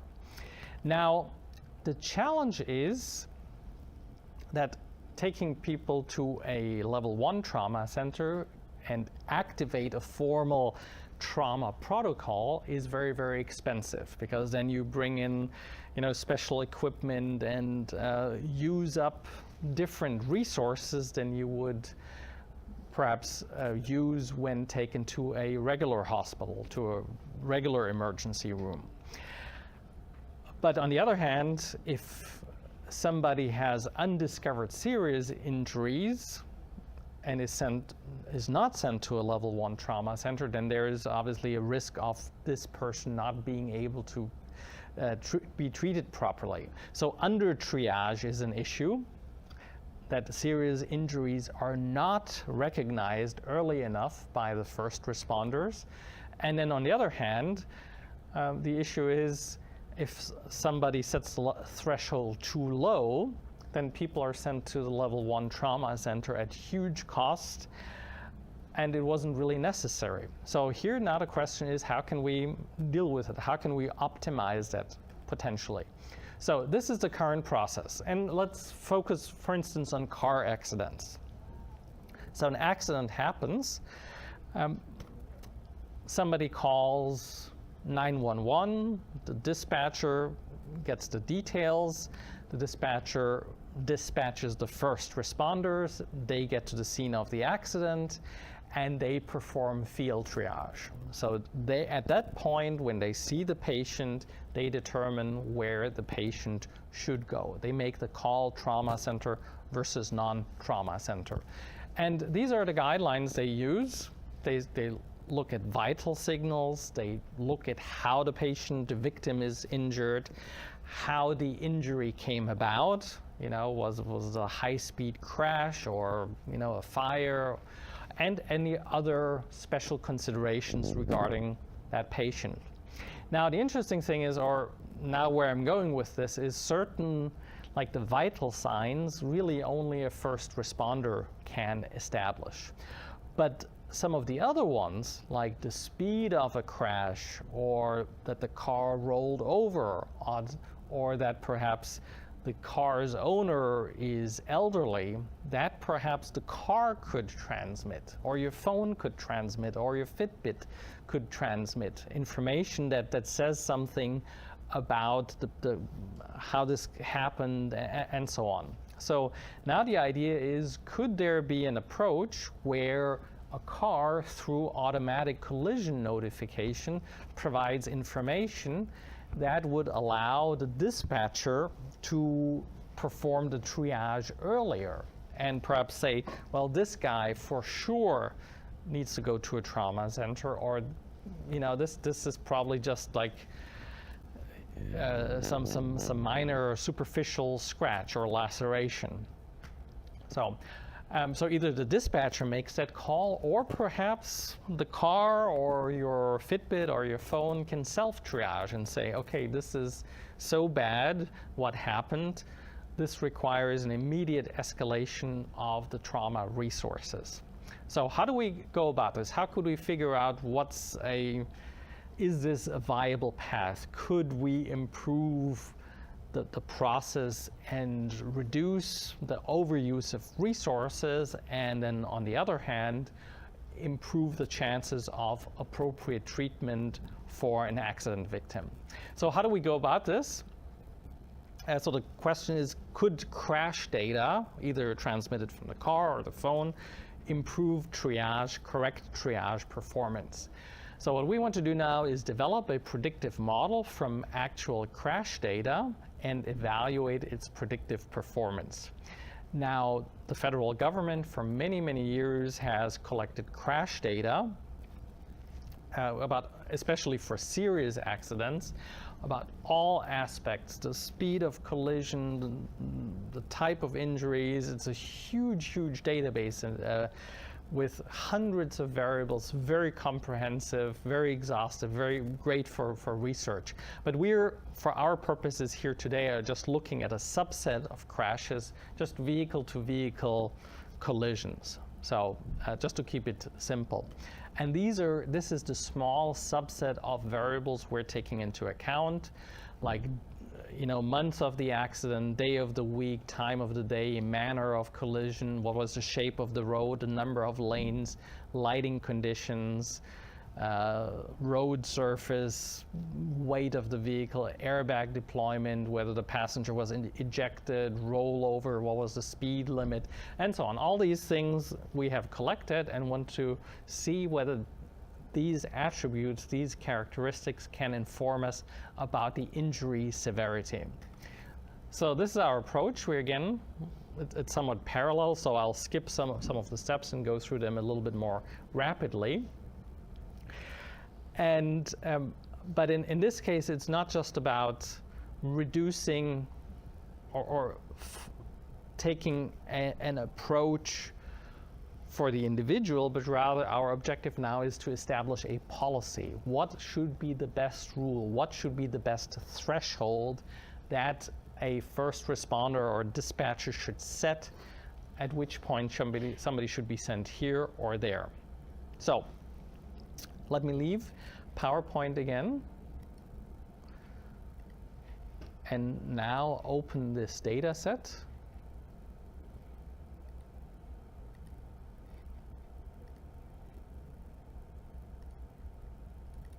Oops.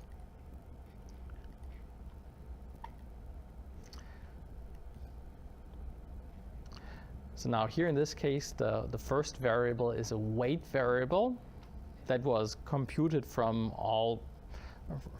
the data. So this is representative of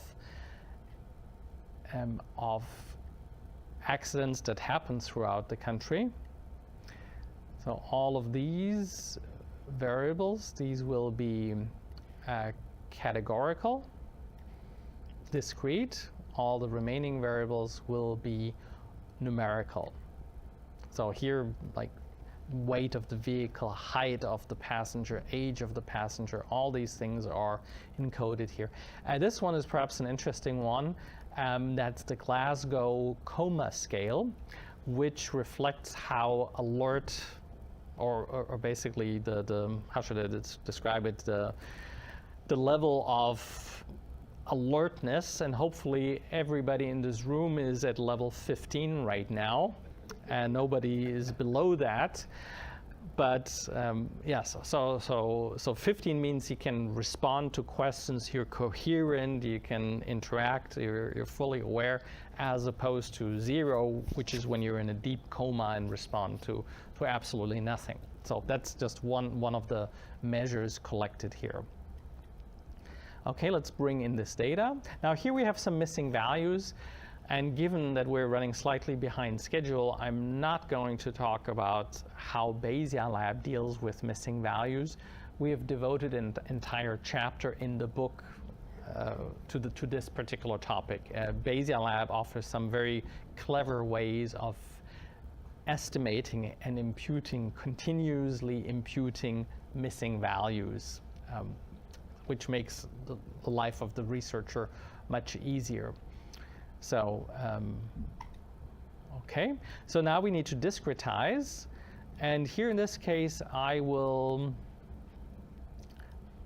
discretize one variable manually, and that is the injury severity scale. Where is it? This one here. Because there is a formal definition, and that is 15 is the threshold. Yeah, Stefan, that's the threshold value I was. Oh, okay, okay. Thank you, Margarita. That is that's for drawing manual bins. So here in this case, this is a variable because there's an official definition. The CDC says everything above 15 we should consider as a very serious injury. Everything below this score is a lesser injury. It should be something which is significant to the research question. So if I, here in this case, I have that, but for the other variables, I don't have that, like model year, number of occupants, speed limit. So I will let BayesiaLab, here I will manually pick this one. For all the other ones, I will let BayesiaLab pick that. So here I will actually use the R-squared genetic optimization algorithm. And we could talk for a long time about all these different algorithms, but we just don't have time today for that. So let me import that.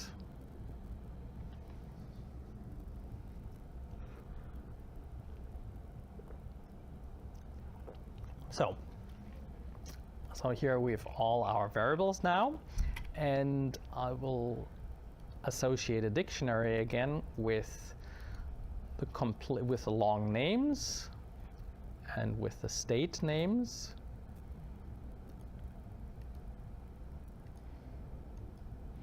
And what else can we, yeah, so. And once again, we want to learn a model. I will designate ISS as a target node, and then we can start our supervised learning. I'll run an augmented Markov blanket, and here is our first network. So BayesiaLab came back with this as, given the parameters I set, this seems to be the best performing predictive model for our purposes here. So let's perhaps quickly evaluate that, how well it performs. I go into network performance. And then here, of course, I should, let me just think what's the best sequence of showing that.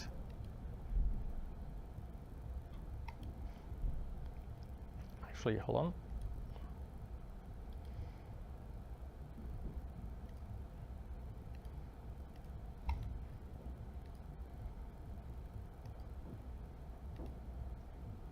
Okay, so we're now evaluating how well does this model actually perform? How useful is this? And BayesiaLab computes quite a number of measures that we can interpret.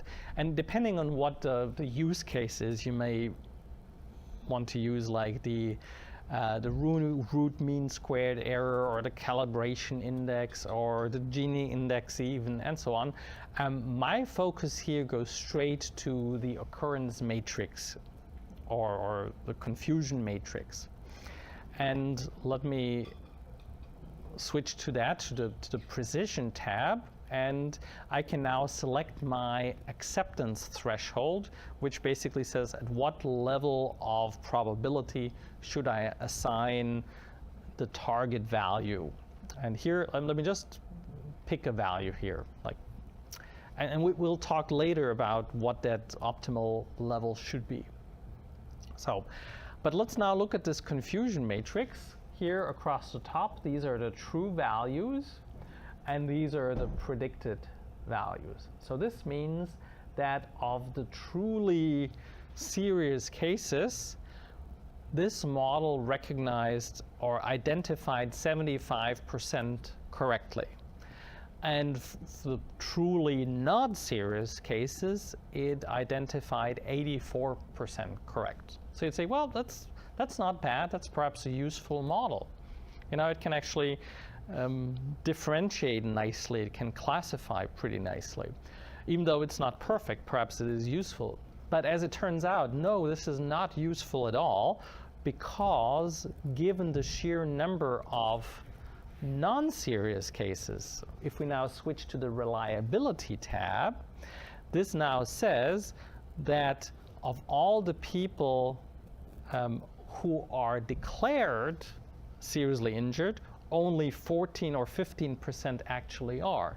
So we now send a lot of not seriously injured people to the trauma center. So what looked good at first glance actually is not useful. So perhaps it's a matter of choosing the appropriate threshold. So let me perhaps increase that threshold and set it to this level. Well, now we identify the truly injured, or those that we identify as seriously injured are true, but now we're missing a lot of the seriously injured ones. So how do we deal with that? Well, BayesiaLab helps us analyzing this, because we can now plot a curve with target state precision and target state reliability. So what this tells us, at the bottom we have our acceptance threshold, which we can choose in terms of at what level of probability should we basically say, yes, this person is seriously injured, or rather, we're trying to, or BayesiaLab is trying to determine the state, is this person seriously injured? But we have to set the threshold. At what probability should this person be declared as having that state? And on the x-axis here, you have the acceptance threshold. And if we now look at the red one, the red curve, that's target state precision. So at a low acceptance threshold, we catch everybody who is seriously injured. But the problem is, at that level, when we identify the truly injured correctly, we also have a lot of not seriously injured that we're sending to the trauma center. And that's showcased by the green curve. So this seems to be like a trade-off we have to make. So now we have to think about what's the gain or what's the cost of sending somebody who's not seriously injured to the trauma center, as opposed to what's the cost, however you want to define it, of somebody who is seriously injured who does not receive that proper treatment. That's now what we need to get into here to figure out, perhaps, can this help us perhaps with finding a policy? Where should we make the cutoff? And indeed, this is something we can do here in BayesiaLab with options, using our gains curve. We can now define what is the cost of sending somebody to the trauma center, and I'm just arbitrarily setting this to 1,000, whatever units that may be. And that's let me start. The cost of sending somebody to the trauma center is 1,000, and I'm saying correctly identifying somebody, the value, the gain from it is 10,000. So I'm saying it's that's my economic judgment, but that's obviously totally arbitrary and depends on what the situation is of the resources to be used at a hospital and so on. Because with this, we can now take the predictive performance, overlay the cost of correct classification versus misclassification, and then establish what is the appropriate level. So given these costs, given our model, the information we can derive from these measures, it would now be appropriate to set a threshold, and here I need to look at this curve, here at right around a 3% probability. That's where I'm in the bright yellow, almost not quite white area that says that's where I have, given the cost and gain I've provided, given the predictive performance, this would be my optimal decision criteria for sending somebody to the trauma center. So, and that differs from what actually what the CDC has, given these numbers that we've just defined, this would be a vastly different threshold than what the CDC has defined. So, anyway, just let me just show a few more things here, and let me now consciously perhaps make this model a little bit more complicated, not necessary for performance improvement, just to highlight how we can what visual techniques we can use to explore a complex domain here. So when you now look at this network, this more complex network, it becomes quickly clear that it's visually difficult to investigate. So one thing we can do here in BayesiaLab is go into 3D to look at complex networks in the 3D environment, going all the way to virtual reality. Let me just remove these ones here, the ones we don't need.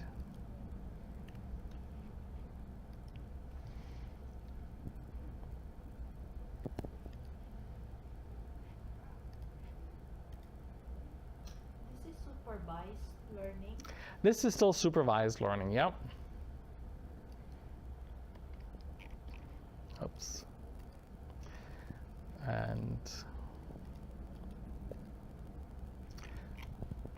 And for now it's still flat, but I can now utilize the available space. Now this is really not too complicated yet, but once you get into hundreds or thousands of variables, you can imagine how practical it is to then go into further dimensions. Let me stretch this out.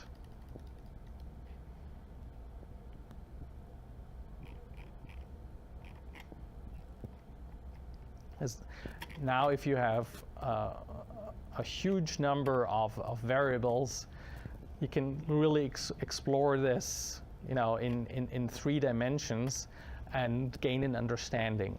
As I said, this is probably not even worth going into 3 dimensions, but when you have thousands of variables, you can now export this model from here and use your Oculus Rift to literally walk through the network. And it may sound like a gimmick, but when you really have big networks with hundreds and thousands of nodes, you can touch them with your controllers. You can move them around, turn the network upside down, and really engage in an almost physical way with the network. And that helps, at least helps me, to understand how things are related. So. And after a while, you really get used to it and think, wow, yeah, because this is how humans learn, by touching and looking at things from all angles, and it's a very intuitive way of learning about a domain, especially when you don't know much about it. Or in this case, an engineer could look at this and say, yeah, this makes sense. These are correctly related. And Where did you open the mapping? yes, it's Analysis? analysis visual, and then we have the 2D mapping, which we saw earlier, where we highlighted the mutual information here. And sometimes that's perfectly adequate. Or if you get then into complex models, you go into 3D, or then to take it one step further, you take it into virtual reality. Okay. Further questions on this example, or let me just switch back here into to PowerPoint.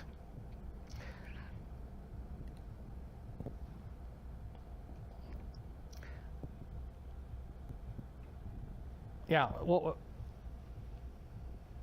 the key thing that I wanted to get across with this example is we don't have a perfect classification model. It cannot clearly, based on the data we have, even if it were all available directly from a car, even if all of that were automatically transmitted, we can't make the ultimate judgment.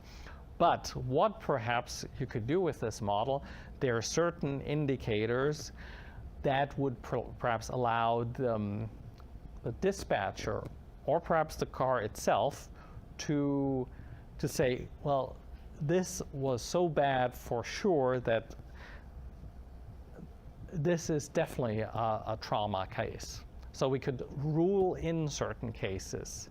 We couldn't make an ultimate determination, but identify certain particularly bad cases and have that communicated ahead of time. And the threshold at which point this should be declared as such, that would be really dependent on the costs and the utilization of the hospital. So in an ideal world, you would probably make that adaptive.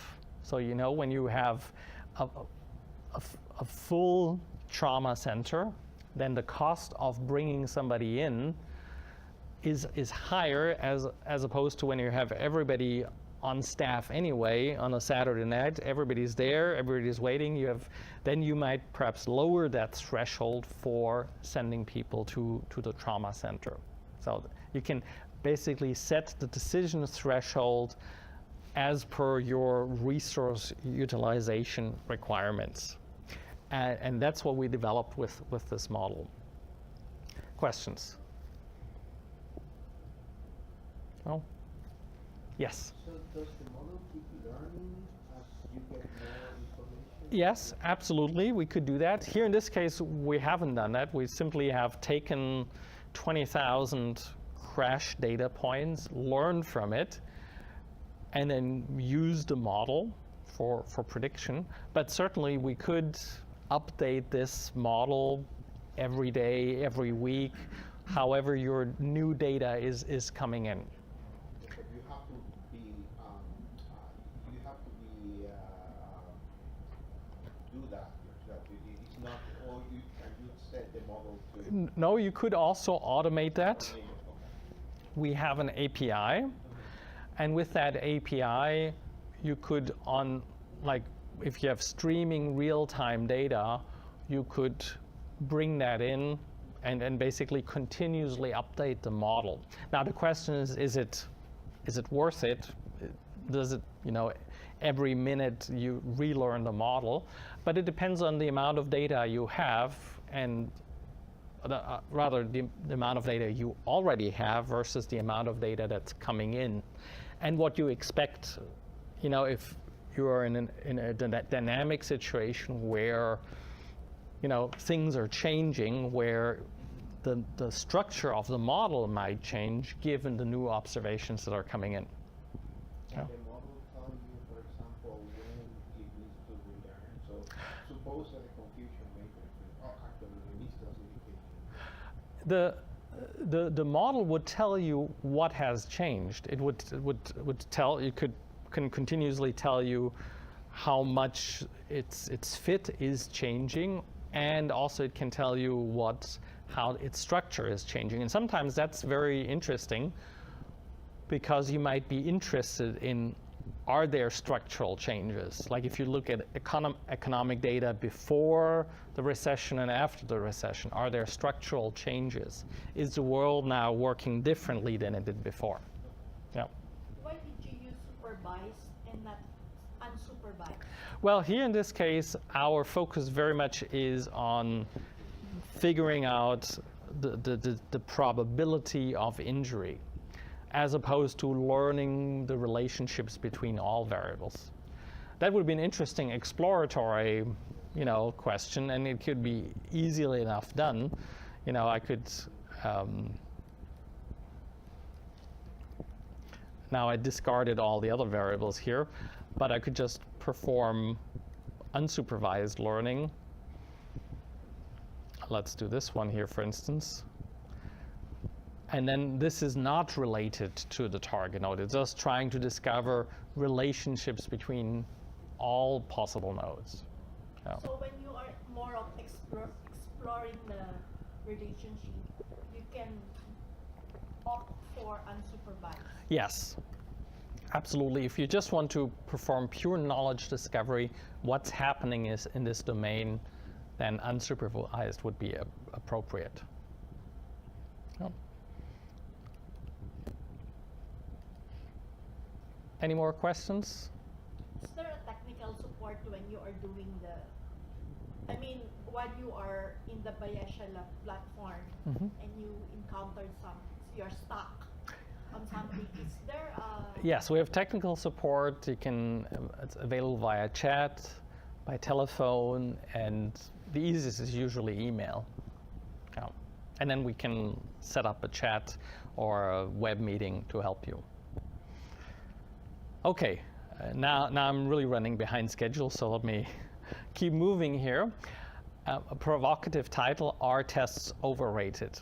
So this is about reasoning in a domain for which we have practically no data.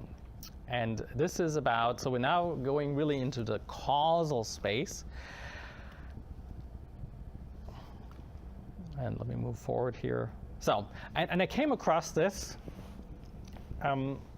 Not that I read the malaria journal on an ongoing basis, but I came across these two papers, and they seem to talk about the same topic, but they reached very different conclusions.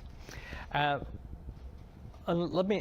this refer to the benefit of what is known as a rapid diagnostic test.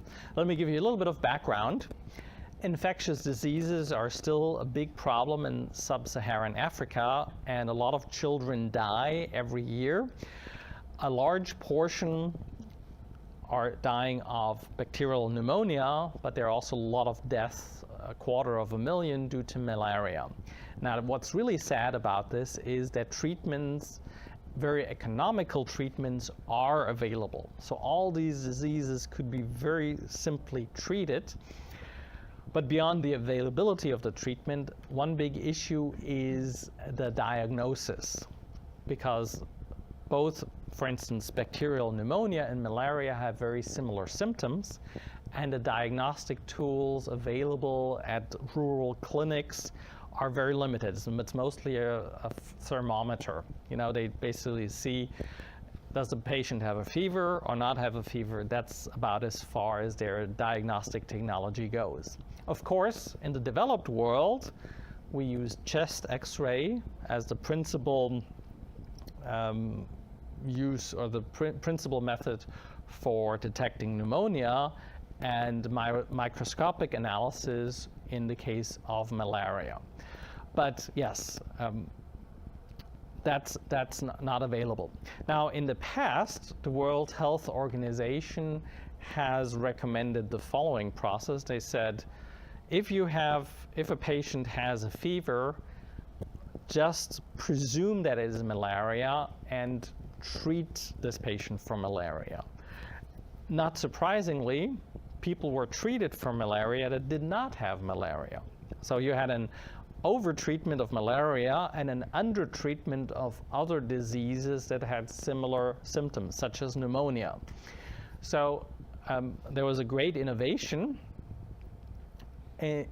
in the sense that a very, very inexpensive test became available, and the World Health Organization has very widely distributed. I mean, tens of millions within just a few years. It was really a success story that now, instead of simply saying fever equals malaria, they had a test that could quickly identify whether it was actually malaria. But as often happens, there was a side effect, or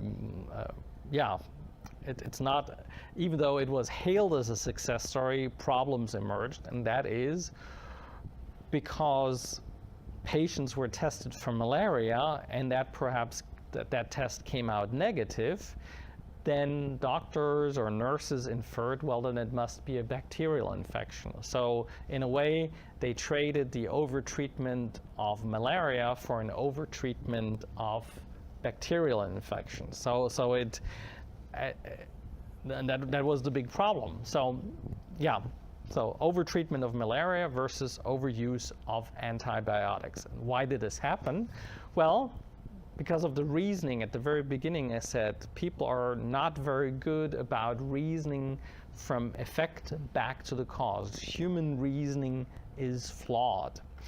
So, and that's exactly what happened here. Here I've represented the reasoning in a simple Bayesian network, or in a simple graph. So here on the right we have the rapid diagnostic test, which is an effect, a symptom of malaria. That's how it's supposed to work. But of course, fever is also a symptom of malaria, but fever could also be a symptom of bacterial pneumonia. So this is how the reasoning of a doctor might work. Fever is true. So as a result, we would want to apply the rapid diagnostic test for malaria.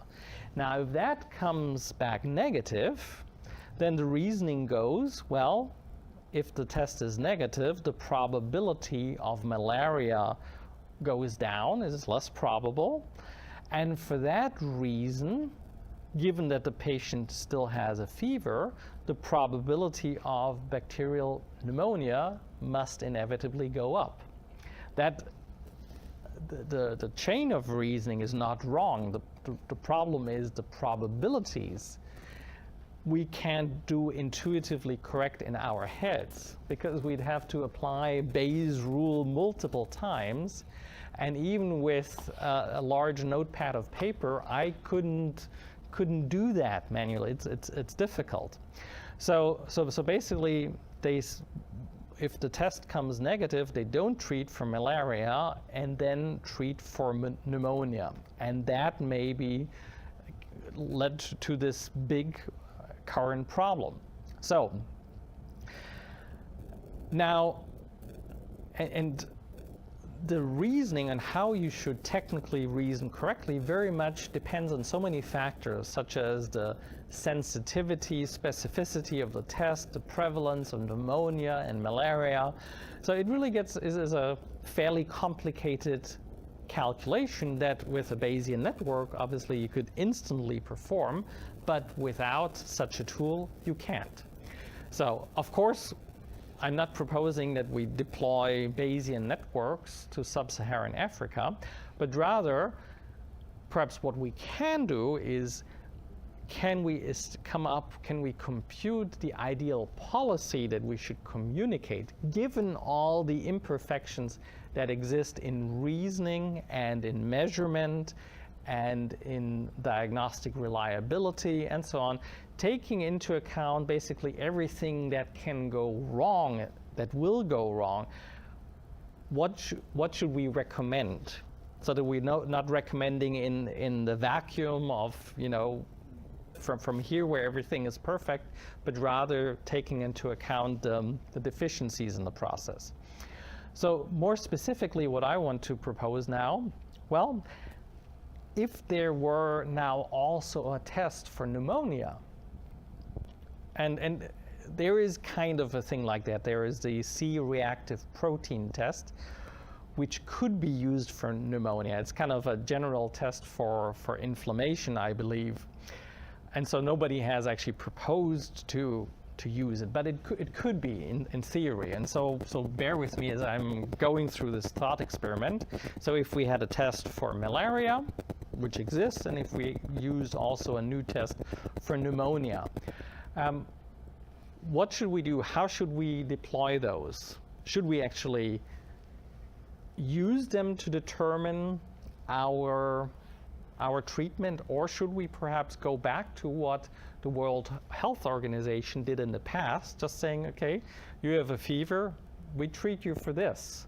Or perhaps we should treat everybody for everything, give you the anti-malarial and the antibiotic. Perhaps that is the best policy. I don't know. And now, of course, the big challenge here is there are many challenges, or many things that need to go into this policy development, such as the cost of test, the cost of treatment, limited resources, unintended consequences, adherence to protocols, prevalence of diseases, comorbidities, regional factors. And the problem is when the World Health Organization comes up with a recommendation, it really needs to be fairly universal.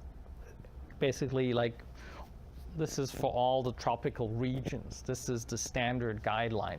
So you can't really get into something that is very, very detailed.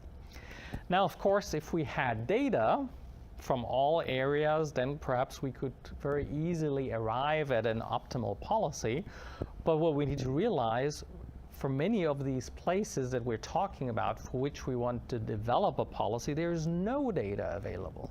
We don't even know how many hospitals and clinics are out there, and they don't have electronic patient records and all that. So our challenge now is, how can we, in the near complete absence of data, come up with a reasonable policy for basically treating the world, the third world.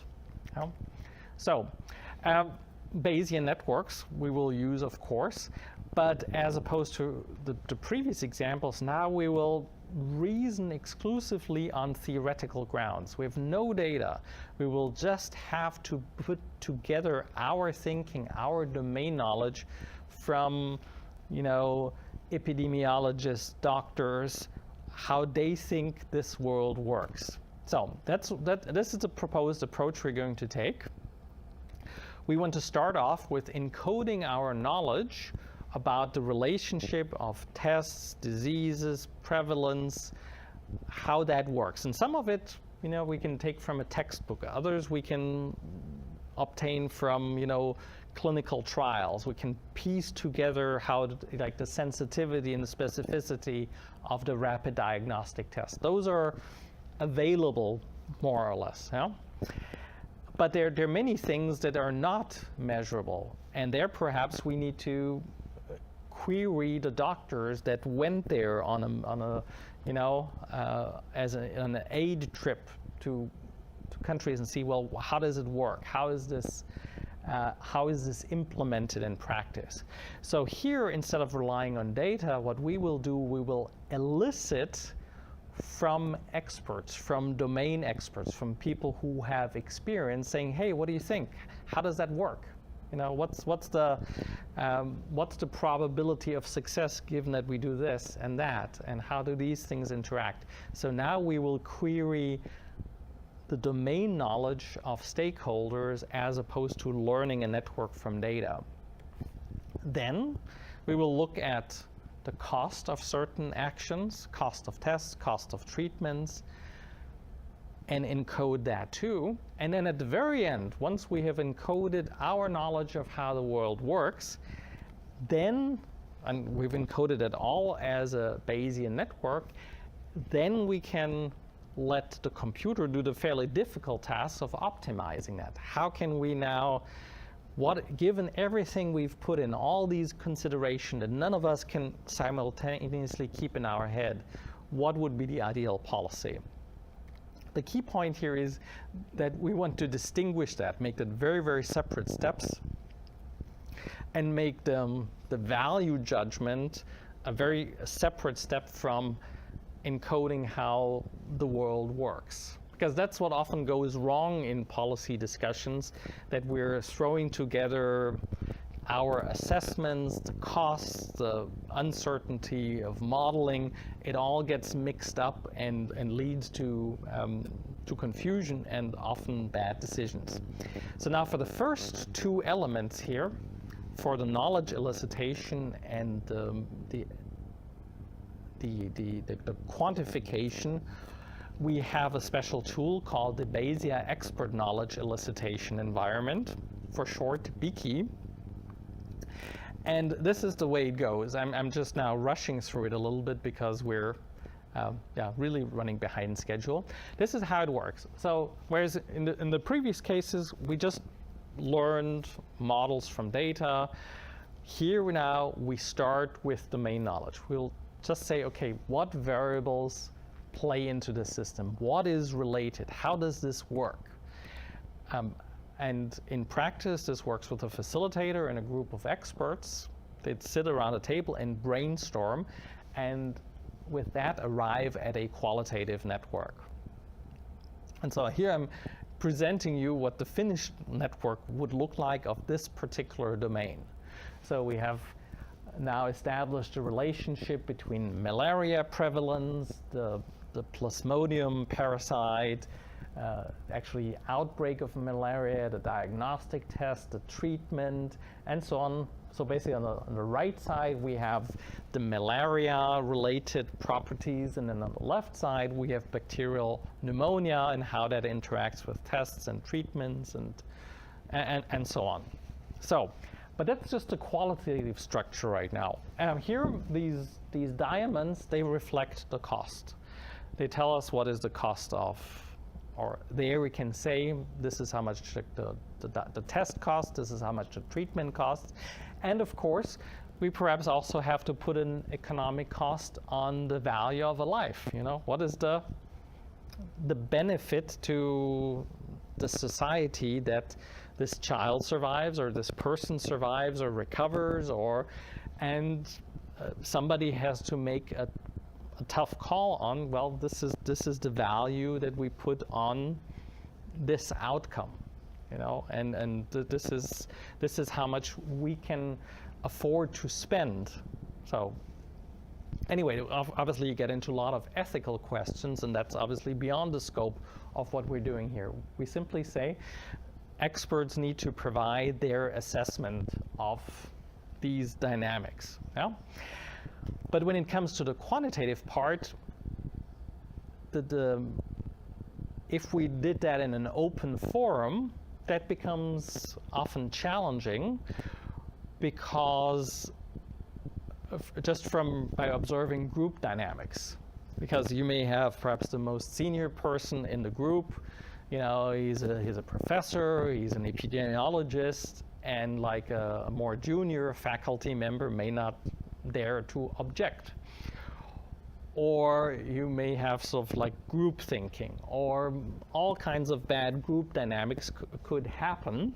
Or somebody might not say, you know what, we need to cap the value of a life. Maybe a very unpopular opinion to say, well, I think a person, the economic value of a person in that country is this, you know, even though that's that person's belief. Anyway, the way we overcome some of these group dynamics is to elicit the assessments individually. So the way how this works is, if I were this facilitator and you were the experts, then you would retreat to your individual devices, and centrally from BayesiaLab, we would query you. Okay, Michelle, what is the relationship between these two things? And then you would provide your opinion, and then Margarita would do the same thing, and Ray would do the same thing, and you wouldn't necessarily know, or should not even know, what the other one is thinking. So we can get the full diversity, the full spectrum of beliefs of the experts into this network. Yes? I know that this is a hypothetical situation. You don't have utility value for malaria, but if you have a disease that you know utility value from a questionnaire or some other kind of data, could you use that? Yes. Instead of consulting? Oh, absolutely, because sometimes you may have the data quality on or- some, okay. for instance, on the sensitivity and the specificity of the tests, that came out of a trial. The pharmaceutical company that makes the test can say that's the sensitivity and specificity, and this is how long the test lasts, and then, that's and things like that. So indeed, there are some portions of the network that we could just learn from data. But then those parts that are not available, where we have nothing, that's where we have to use our judgment. And of course, that is not nearly as good as having real data. But the question is, do we just say, who knows, you make up your own policy, or do we bring together the best, the kind of the state of the art of our thinking and say, we believe that this is how it works. And now this is an iterative process, because let's say we do our first wave of knowledge elicitation, it comes back, it goes straight into the network. So our network can then function as if it were learned from data.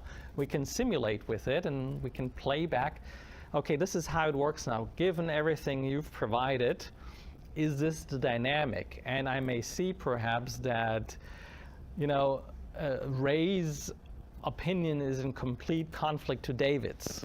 It's like, okay, or I wouldn't say that, but we would have a huge, I would see that as a facilitator, that they're diverging opinions, So I'd say, Ray, you're probably thinking about Lithuania again. We're talking about Kenya, So it's like, I think you. Yeah, it's like you're in the wrong country again. So, or perhaps we need to add a node for country or something like that. And then we would rerun that elicitation and repeat it multiple times. You would all be on your devices, on your iPads or laptops, or you could even be, some of these sessions take multiple days. So we would establish a structure during the day, and then you would go home at night and then do your homework in providing your assessments. And then next day we would come back and look at how you populated all the conditional probability tables and how this network works. Where is BEKE in the tab? Sumi? Where is it in the tab? And it's a separate module. So it's a separate, because BEKE, let me just show you this here. So you have BayesiaLab as a tool that runs locally on your laptop. BEKE is a server that runs on our premises. It's kind of a web server that allows all the stakeholders to log in from their web browsers. And basically the feedback, these are like almost like online surveys, but interactive surveys that links the experts via the BEKE server to my local. How do I access? You'd have to get a separate subscription to BEKE. All right. That's a separate. It's a separate plan. Yeah. Okay, so and then once you have the network, once you've set it up, you can play with it, simulate it, and most importantly, then optimize it. So you can now say, okay, now that we've entered everything that we know about the domain, all the measures, the utilities, the costs, what is now the best policy? What should we tell them what to do? And with BayesiaLab, with the network, we can now run a function that is called learn static policy that will now literally search for what combination of policies would be ideal, would maximize the overall utility for the system, and recommend that as the policy. So here I'm just showing this as screenshots. I have it as a network, and I will share this network so you can experiment with that yourself. But here I'm just showing you how the end result looks like given the assumptions that I've made here in this particular scenario, the ideal policy would be indeed test and treat for both malaria and pneumonia. But that is very much a function on the prevalence of these diseases. If the prevalence were lower or higher, in some cases, indeed, the best policy is just presumptive treatment. Just treat them. They have a fever, treat them for both. That will provide the overall optimal, the overall best utility. So, do you incorporate sensitivity, specificity Yep. of the test methods? Exactly. Though that is absolutely essential. Yeah. So that would be, for instance, in this, the node highlighted in yellow, that node would contain the sensitivity and the specificity of the test. Yeah, I know this was pretty rushed now. But any questions? Oh. Oh. In these cases that you don't have enough data, could you after do some kind of sensitive analysis, putting different information? You can plan this or not? I mean, With these different scenarios. well, you could try this with different scenarios. You could actually do a formal sensitivity analysis in BayesiaLab and say, you know what? The most important variable is, what is the percentage of people who carry the malaria parasite who don't get malaria? That is the most critical value for determining policy. Because then you said, you know what, in that case, we should perhaps send somebody there or try to spend money to acquire that value beyond our educated guesses. So that may very well lead to a very targeted, we can collect data on everything. I mean, this would cost billions to cover this entire area, but we could go into a few places and perhaps measure certain data points and then use that data for that network. Yes? Have you thought about the possibility of having experts give a subjective probability of their own knowledge? Yes, that is actually built in.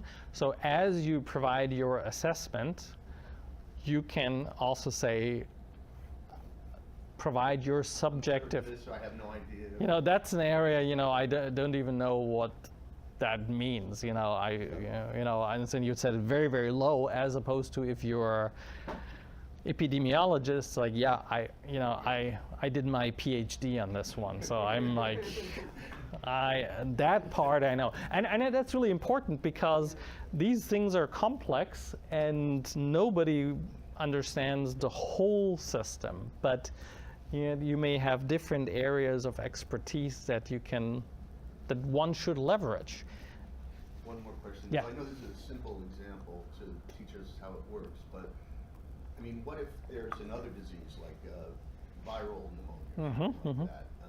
How do you get other relevant nodes into the equation? Yeah, I mean, this would actually be very straightforward to extend. I mean, here for illustration purposes, I've kept it to 2 diseases, but of course there are many more. And so the network would become a lot bigger. But would you elicit the relevant diseases from experts? For instance, you could say, okay, what are we talking about? What are the top 5 diseases we should manage here? What should we include, or should we include toenail fungus here? No, probably not. That's like, that's not on our radar screen. That's not relevant. But what are the 5 most deadly diseases across? Yeah, okay.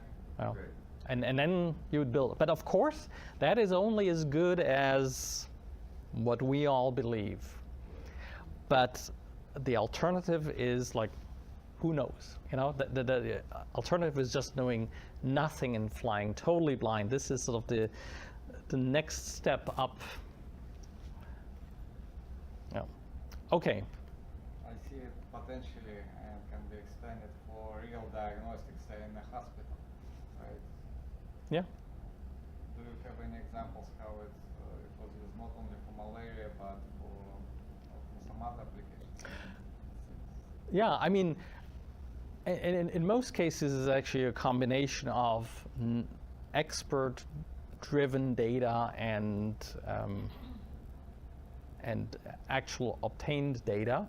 But yes, there are, and even if you go into our web simulator, you'll find use cases, diagnostic support tools that are developed. In fact, we have one client right now who is working on medical support for the mission to Mars. One of their challenges is they don't even know yet what diseases they will encounter, you know, because so basically they need to hypothesize and basically from what they've experienced so far with people traveling in space, like, okay, what would happen if they lived in space for 5 years with cosmic rays and all kinds of crazy stuff. And that's really the only way to somehow get to terms with sort of our knowledge of physics, of medicine, to kind of extrapolate as to what might happen. So, Martian malaria, who knows what, you know, it was actually the final presentation at our conference 2 weeks ago in Chicago. It's fascinating, the things they have to think about.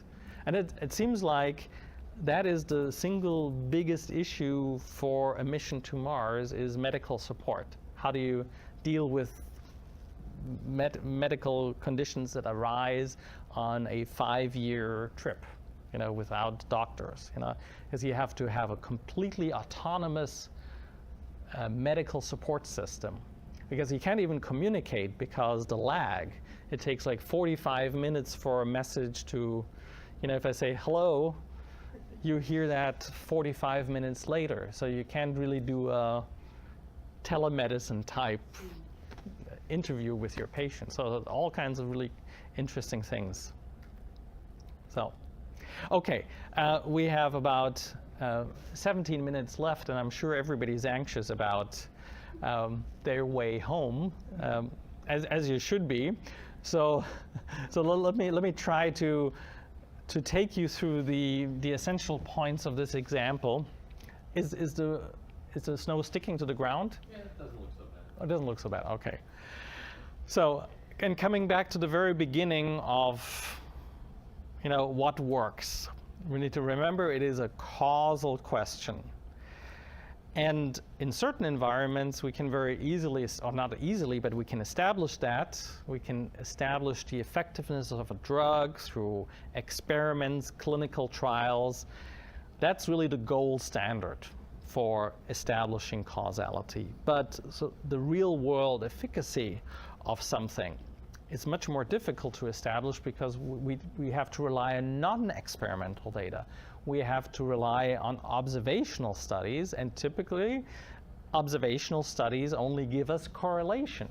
Yeah?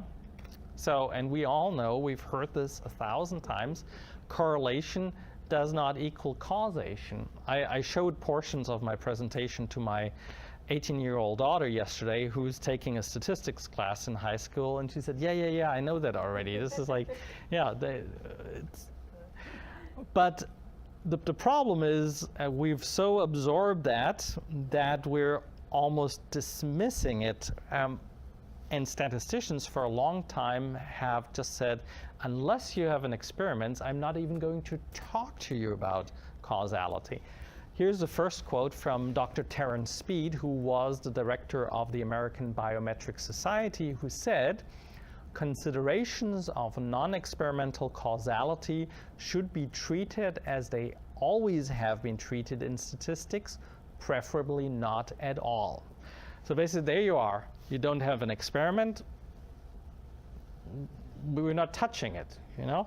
Of course, Judea Pearl, our intellectual hero, says, no, that's not helpful because we have causal questions and we can't just dismiss the question because we don't have an experiment. So what can we do? And I want to illustrate that with this example.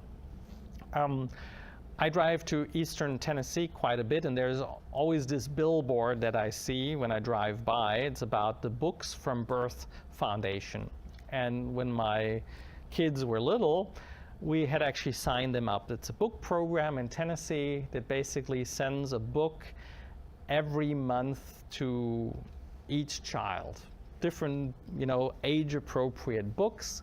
I think from age 0 to age 5 or something like that. So you just get a book in the mail. It's like a subscription program, but it's free. Obviously costs a lot of money. And they're saying, this is from their website, they say, children who have lots of books at home, they have higher IQ, they do better in school, their literacy is better. So they have lots of data that says books are good, and also they are relating reading skills to socioeconomic status and socioeconomic status to the presence of books and so on. Everything makes perfect sense. They have all these correlations that we would say, yeah, that is perfectly plausible. So, but what the question I want to ask really, is it really does the book program work? We know that kids in homes with books have higher IQs and do better in reading, but does it help doing, so given that I see books, higher IQ, but now can I translate that into, okay, I'm going to send you books, doing the book mailing, does that raise the IQ? That's a causal question. And so how can we assess that? Well, let's try to get to that. So here, what I've told you so far is true, that book program exists, it's up and running. Now comes the fictional part, where I'm just saying I want to evaluate whether this works. I'm pretending to be the Tennessee Department of Education, and I'm now collecting data from, all the government databases from schools. I'm looking at which families, which kids participate in the book program. I'm looking at a parent survey that I'm linking up, what the reading frequency is, how often parents read to their children, kind of a self-assessment. Then we have the school grades, like how good is the child in reading and writing and so on. And then from the National School Lunch Program, we use it as a proxy for socioeconomic status. So basically, kids who get free lunch, to get a sponsored lunch, we would say they're probably have a lower socioeconomic status than kids who pay for their lunch. So let's assume we have all that data, and of course what we need to realize, that is all observational data. That is not an experiment. We're just looking at things after the fact. So we collect all this data, and everything comes back. We do a first crosstab, and now it appears that the kids that did not participate in the book program have a higher literacy skill than those kids who did participate. So there's a percentage of kids rated good in or higher in literacy. So it looks like, given that we see you have participated in the book program, your reading skill is lower. And of course, that you don't want to show the commissioner, whoever runs this program, because that looks like, books hurt the reading skills. So, and so this comes to my mind always. We always have to bear this in mind. Good intentions are not enough.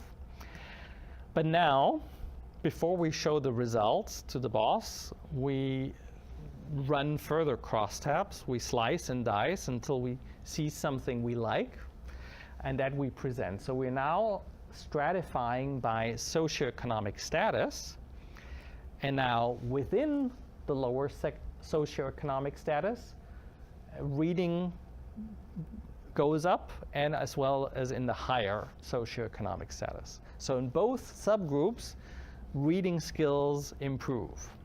So my question to you now is, how is this even possible? If we look at the group as a whole, it goes down. If we look at each group separately, Simpson's paradox, exactly. This comes up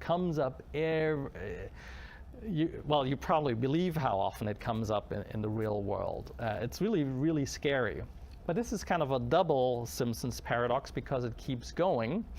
Because if we now introduce reading frequency, now it looks all negative again.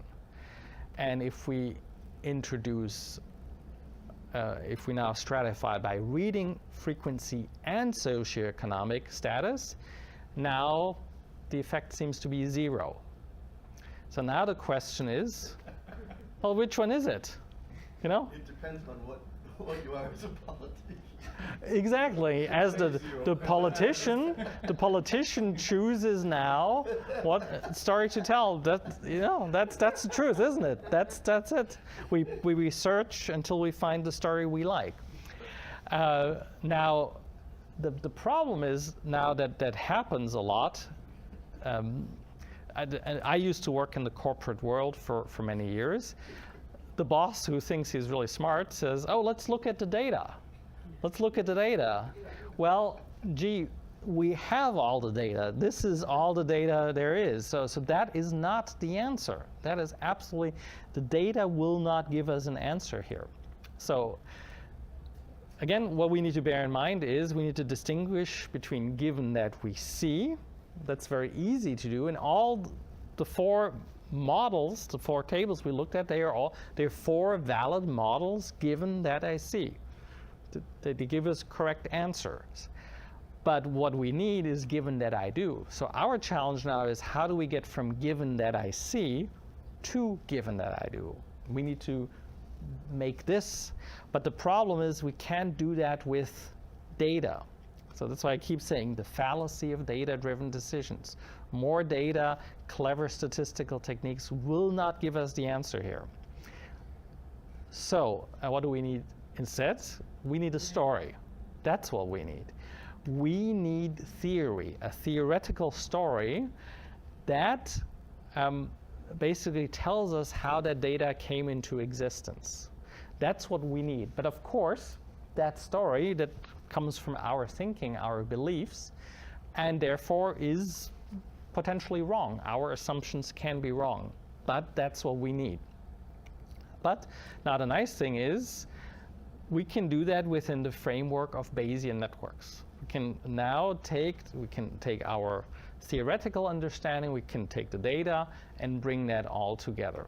So let me just get straight to the point. My question to you is now here we have the variables, the 4 variables we have collected: socioeconomic status, book program participation, reading frequency, and literacy. How are they causally related? Because from the data, no machine learning algorithm exists that would tell you, that would reveal the causal structure. We cannot discover causality from data. Does one have to sign up for the book program, or does everybody get it whether they sign up? You have to sign up. Okay. If you sign up, you get it automatically. Well, that could be revealing. Okay, so what's your causal hypothesis here? I'm not sure yet, but Okay. I know it has an implication. Yeah, okay. Any thoughts on what? So it might be that the students that are performing lower initially are the ones that sign up for the program, and therefore they continue performing lower, but it's still improved. Yeah, absolutely. Now, unfortunately, that variable that you just mentioned, we don't have it observed. That's the challenge. We would like to have that variable, but we don't have it. And that may come bite us because that could be an unobserved confounder. And therefore, perhaps everything we do is pointless because we don't have that variable. What other thoughts? It seems like there's arrows going back and forth between socio-reading and literacy, and then just from book program to reading frequency, maybe literacy. So you're saying socioeconomic status to literacy? Yeah, I mean that. Okay. Then we have book program to reading frequency Yeah. and book program to literacy. Okay? What else? Can you look at the change in the reading frequency over time? No, unfortunately, we just have Just a frequency? just a one-time snapshot. Oh. Okay, this is what I'm proposing. That's my causal assumption.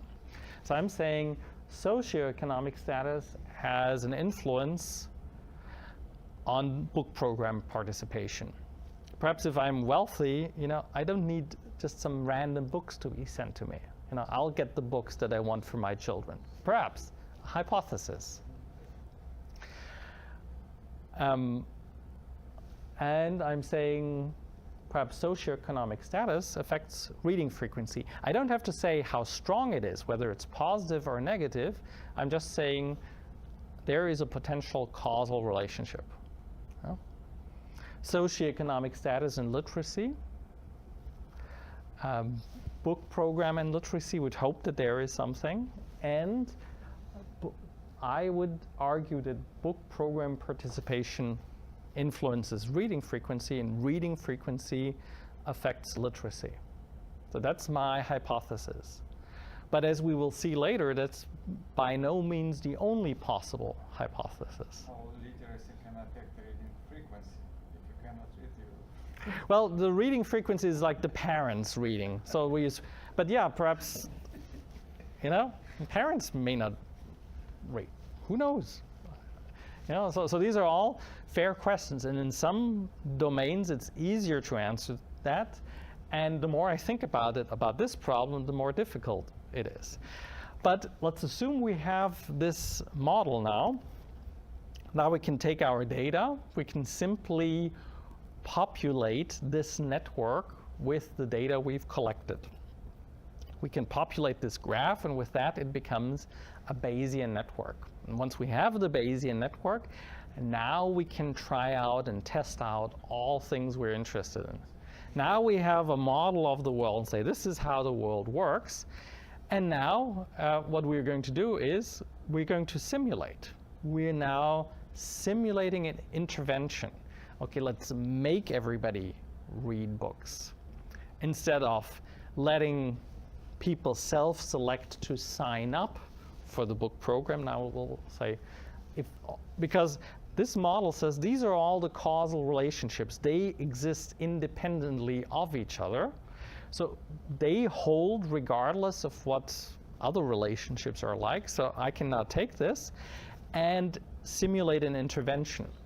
The way Pearl refers to that, the simplest type of an intervention is what he calls a graph surgery. And he chose that term, graph surgery or graph mutilation.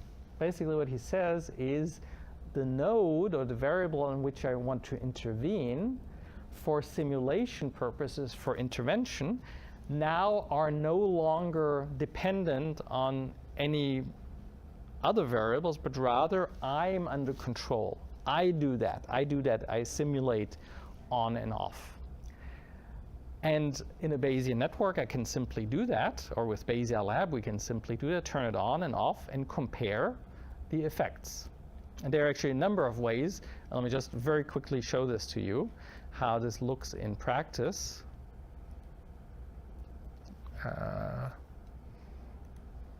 So here is my model.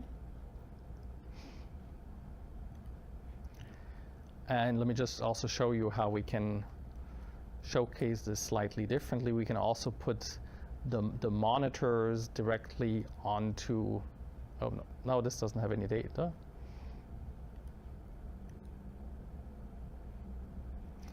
This is not what I wanted to show.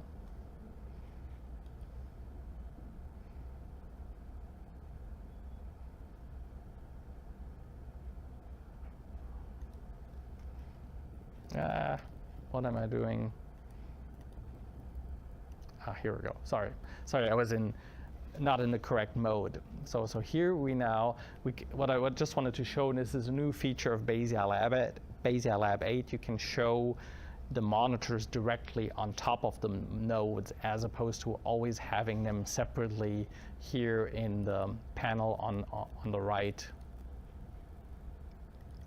In certain cases, it makes it easier to have the monitors straight on on the nodes. But anyway, now I can simulate. I can now say let's perform an intervention on the book program. Let me force everybody not to read, and now let me force everybody to read, or to read to their children.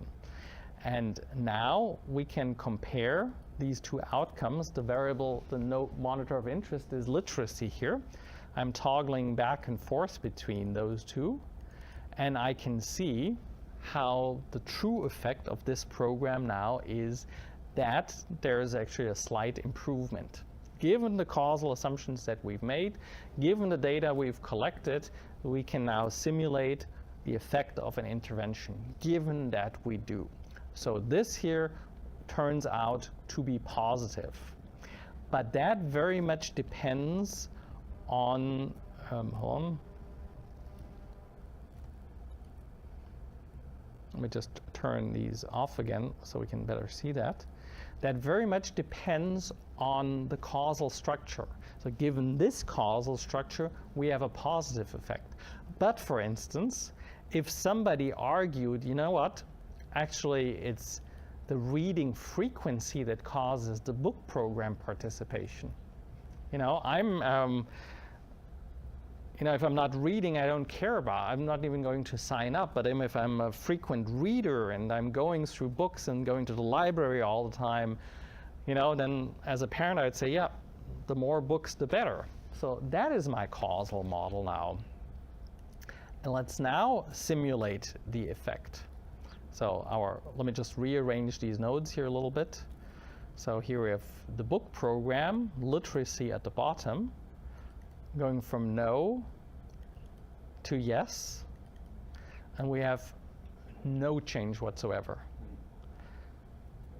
Well, we have no change at all. So you can see our causal assumptions have a massive impact on whether there is a positive effect or no effect. In some instances, it could be a negative effect. Well, not here in this example, but in others. So that's the key point. Data will not answer this at all. The only way to resolve this is a causal assumption that has to come from theory, from our beliefs that we encode here. Otherwise, this cannot be resolved.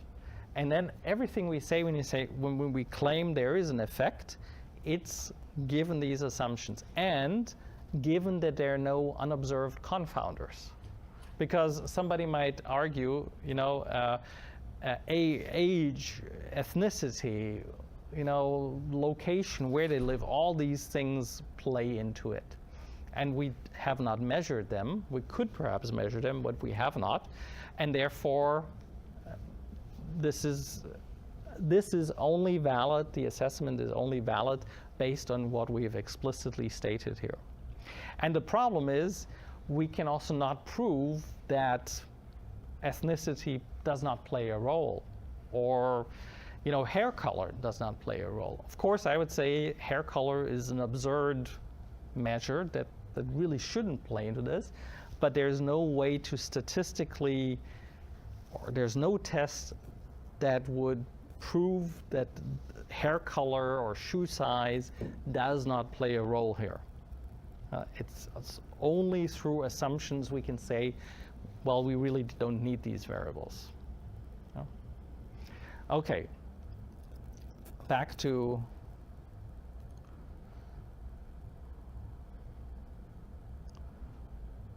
this. So of all the tables, as it turns out, this one was the correct one. Which one? The one in the upper where she's pointing to. Oh, okay. That one was the correct one, because by including socioeconomic status as the stratifying variable, this table did the same what we did with the network. It basically cut the influence of socioeconomic status on our treatment variable, on book program participation. And therefore, this happens to be correct. But the problem is, just by looking at these tables, we couldn't determine that. We have to spell it out if we can spell it out in a graph, we can make the determination, but without, we cannot. So that's why graphs in this case are so helpful, because we can be totally explicit about our causal assumptions. Any questions about that?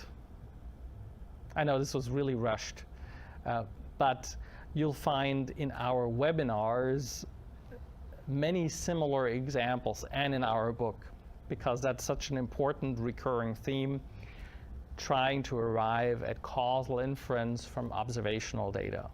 So you will also see extra book chapters in our new version of the book on this specific topic. So just to wrap things up, if you're interested in learning more and using Bayesian networks in your work, in your research, I encourage you to consider one of our courses. There will be one January 8th through 10th here in town, not at NYU. We have a venue at St. John's University, not very far from here.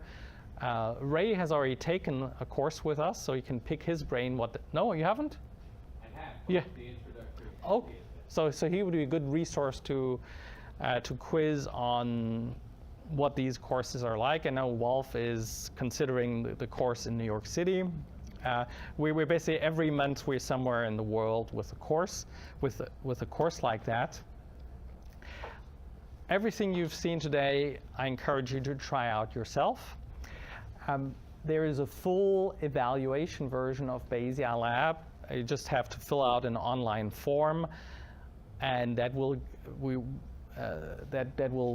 basically trigger a process that will deliver a full evaluation version to you. Don't go for the limited demo version, go for the full evaluation version. Yes? Could we load our own data for a limited time? Absolutely. For 30 days, you have the full version in every regard. I can use your own data. I will share the data that I have shown today. I'll share the models, so you can replicate that leisurely. We have a community forum on our website that allows you to post questions and add suggestions. I mentioned our conference that just concluded 2 weeks ago. I'm pointing it out here because we are currently in the process of posting all the presentations from the conference. For instance, you could listen to the presentation about the mission to Mars and all those things. These are basically all our researchers that use Bayesian networks in BayesiaLab for their work, and so it might be interesting for you to see that. And then, looking forward, I'd encourage you to consider joining us for next year's conference, which will be at the North Carolina Biotechnology Center. So there we will have a little bit of a life science focus, environmental focus, and we think this will be our biggest conference yet. So with that, I know this was very rushed towards the end, but I'd like to thank you for your time and interest, for your questions. Here are all my contact details. Please stay in touch. Send questions, connect on LinkedIn, Facebook, Twitter, what have you. I'd love to continue the conversation. Thank you so much.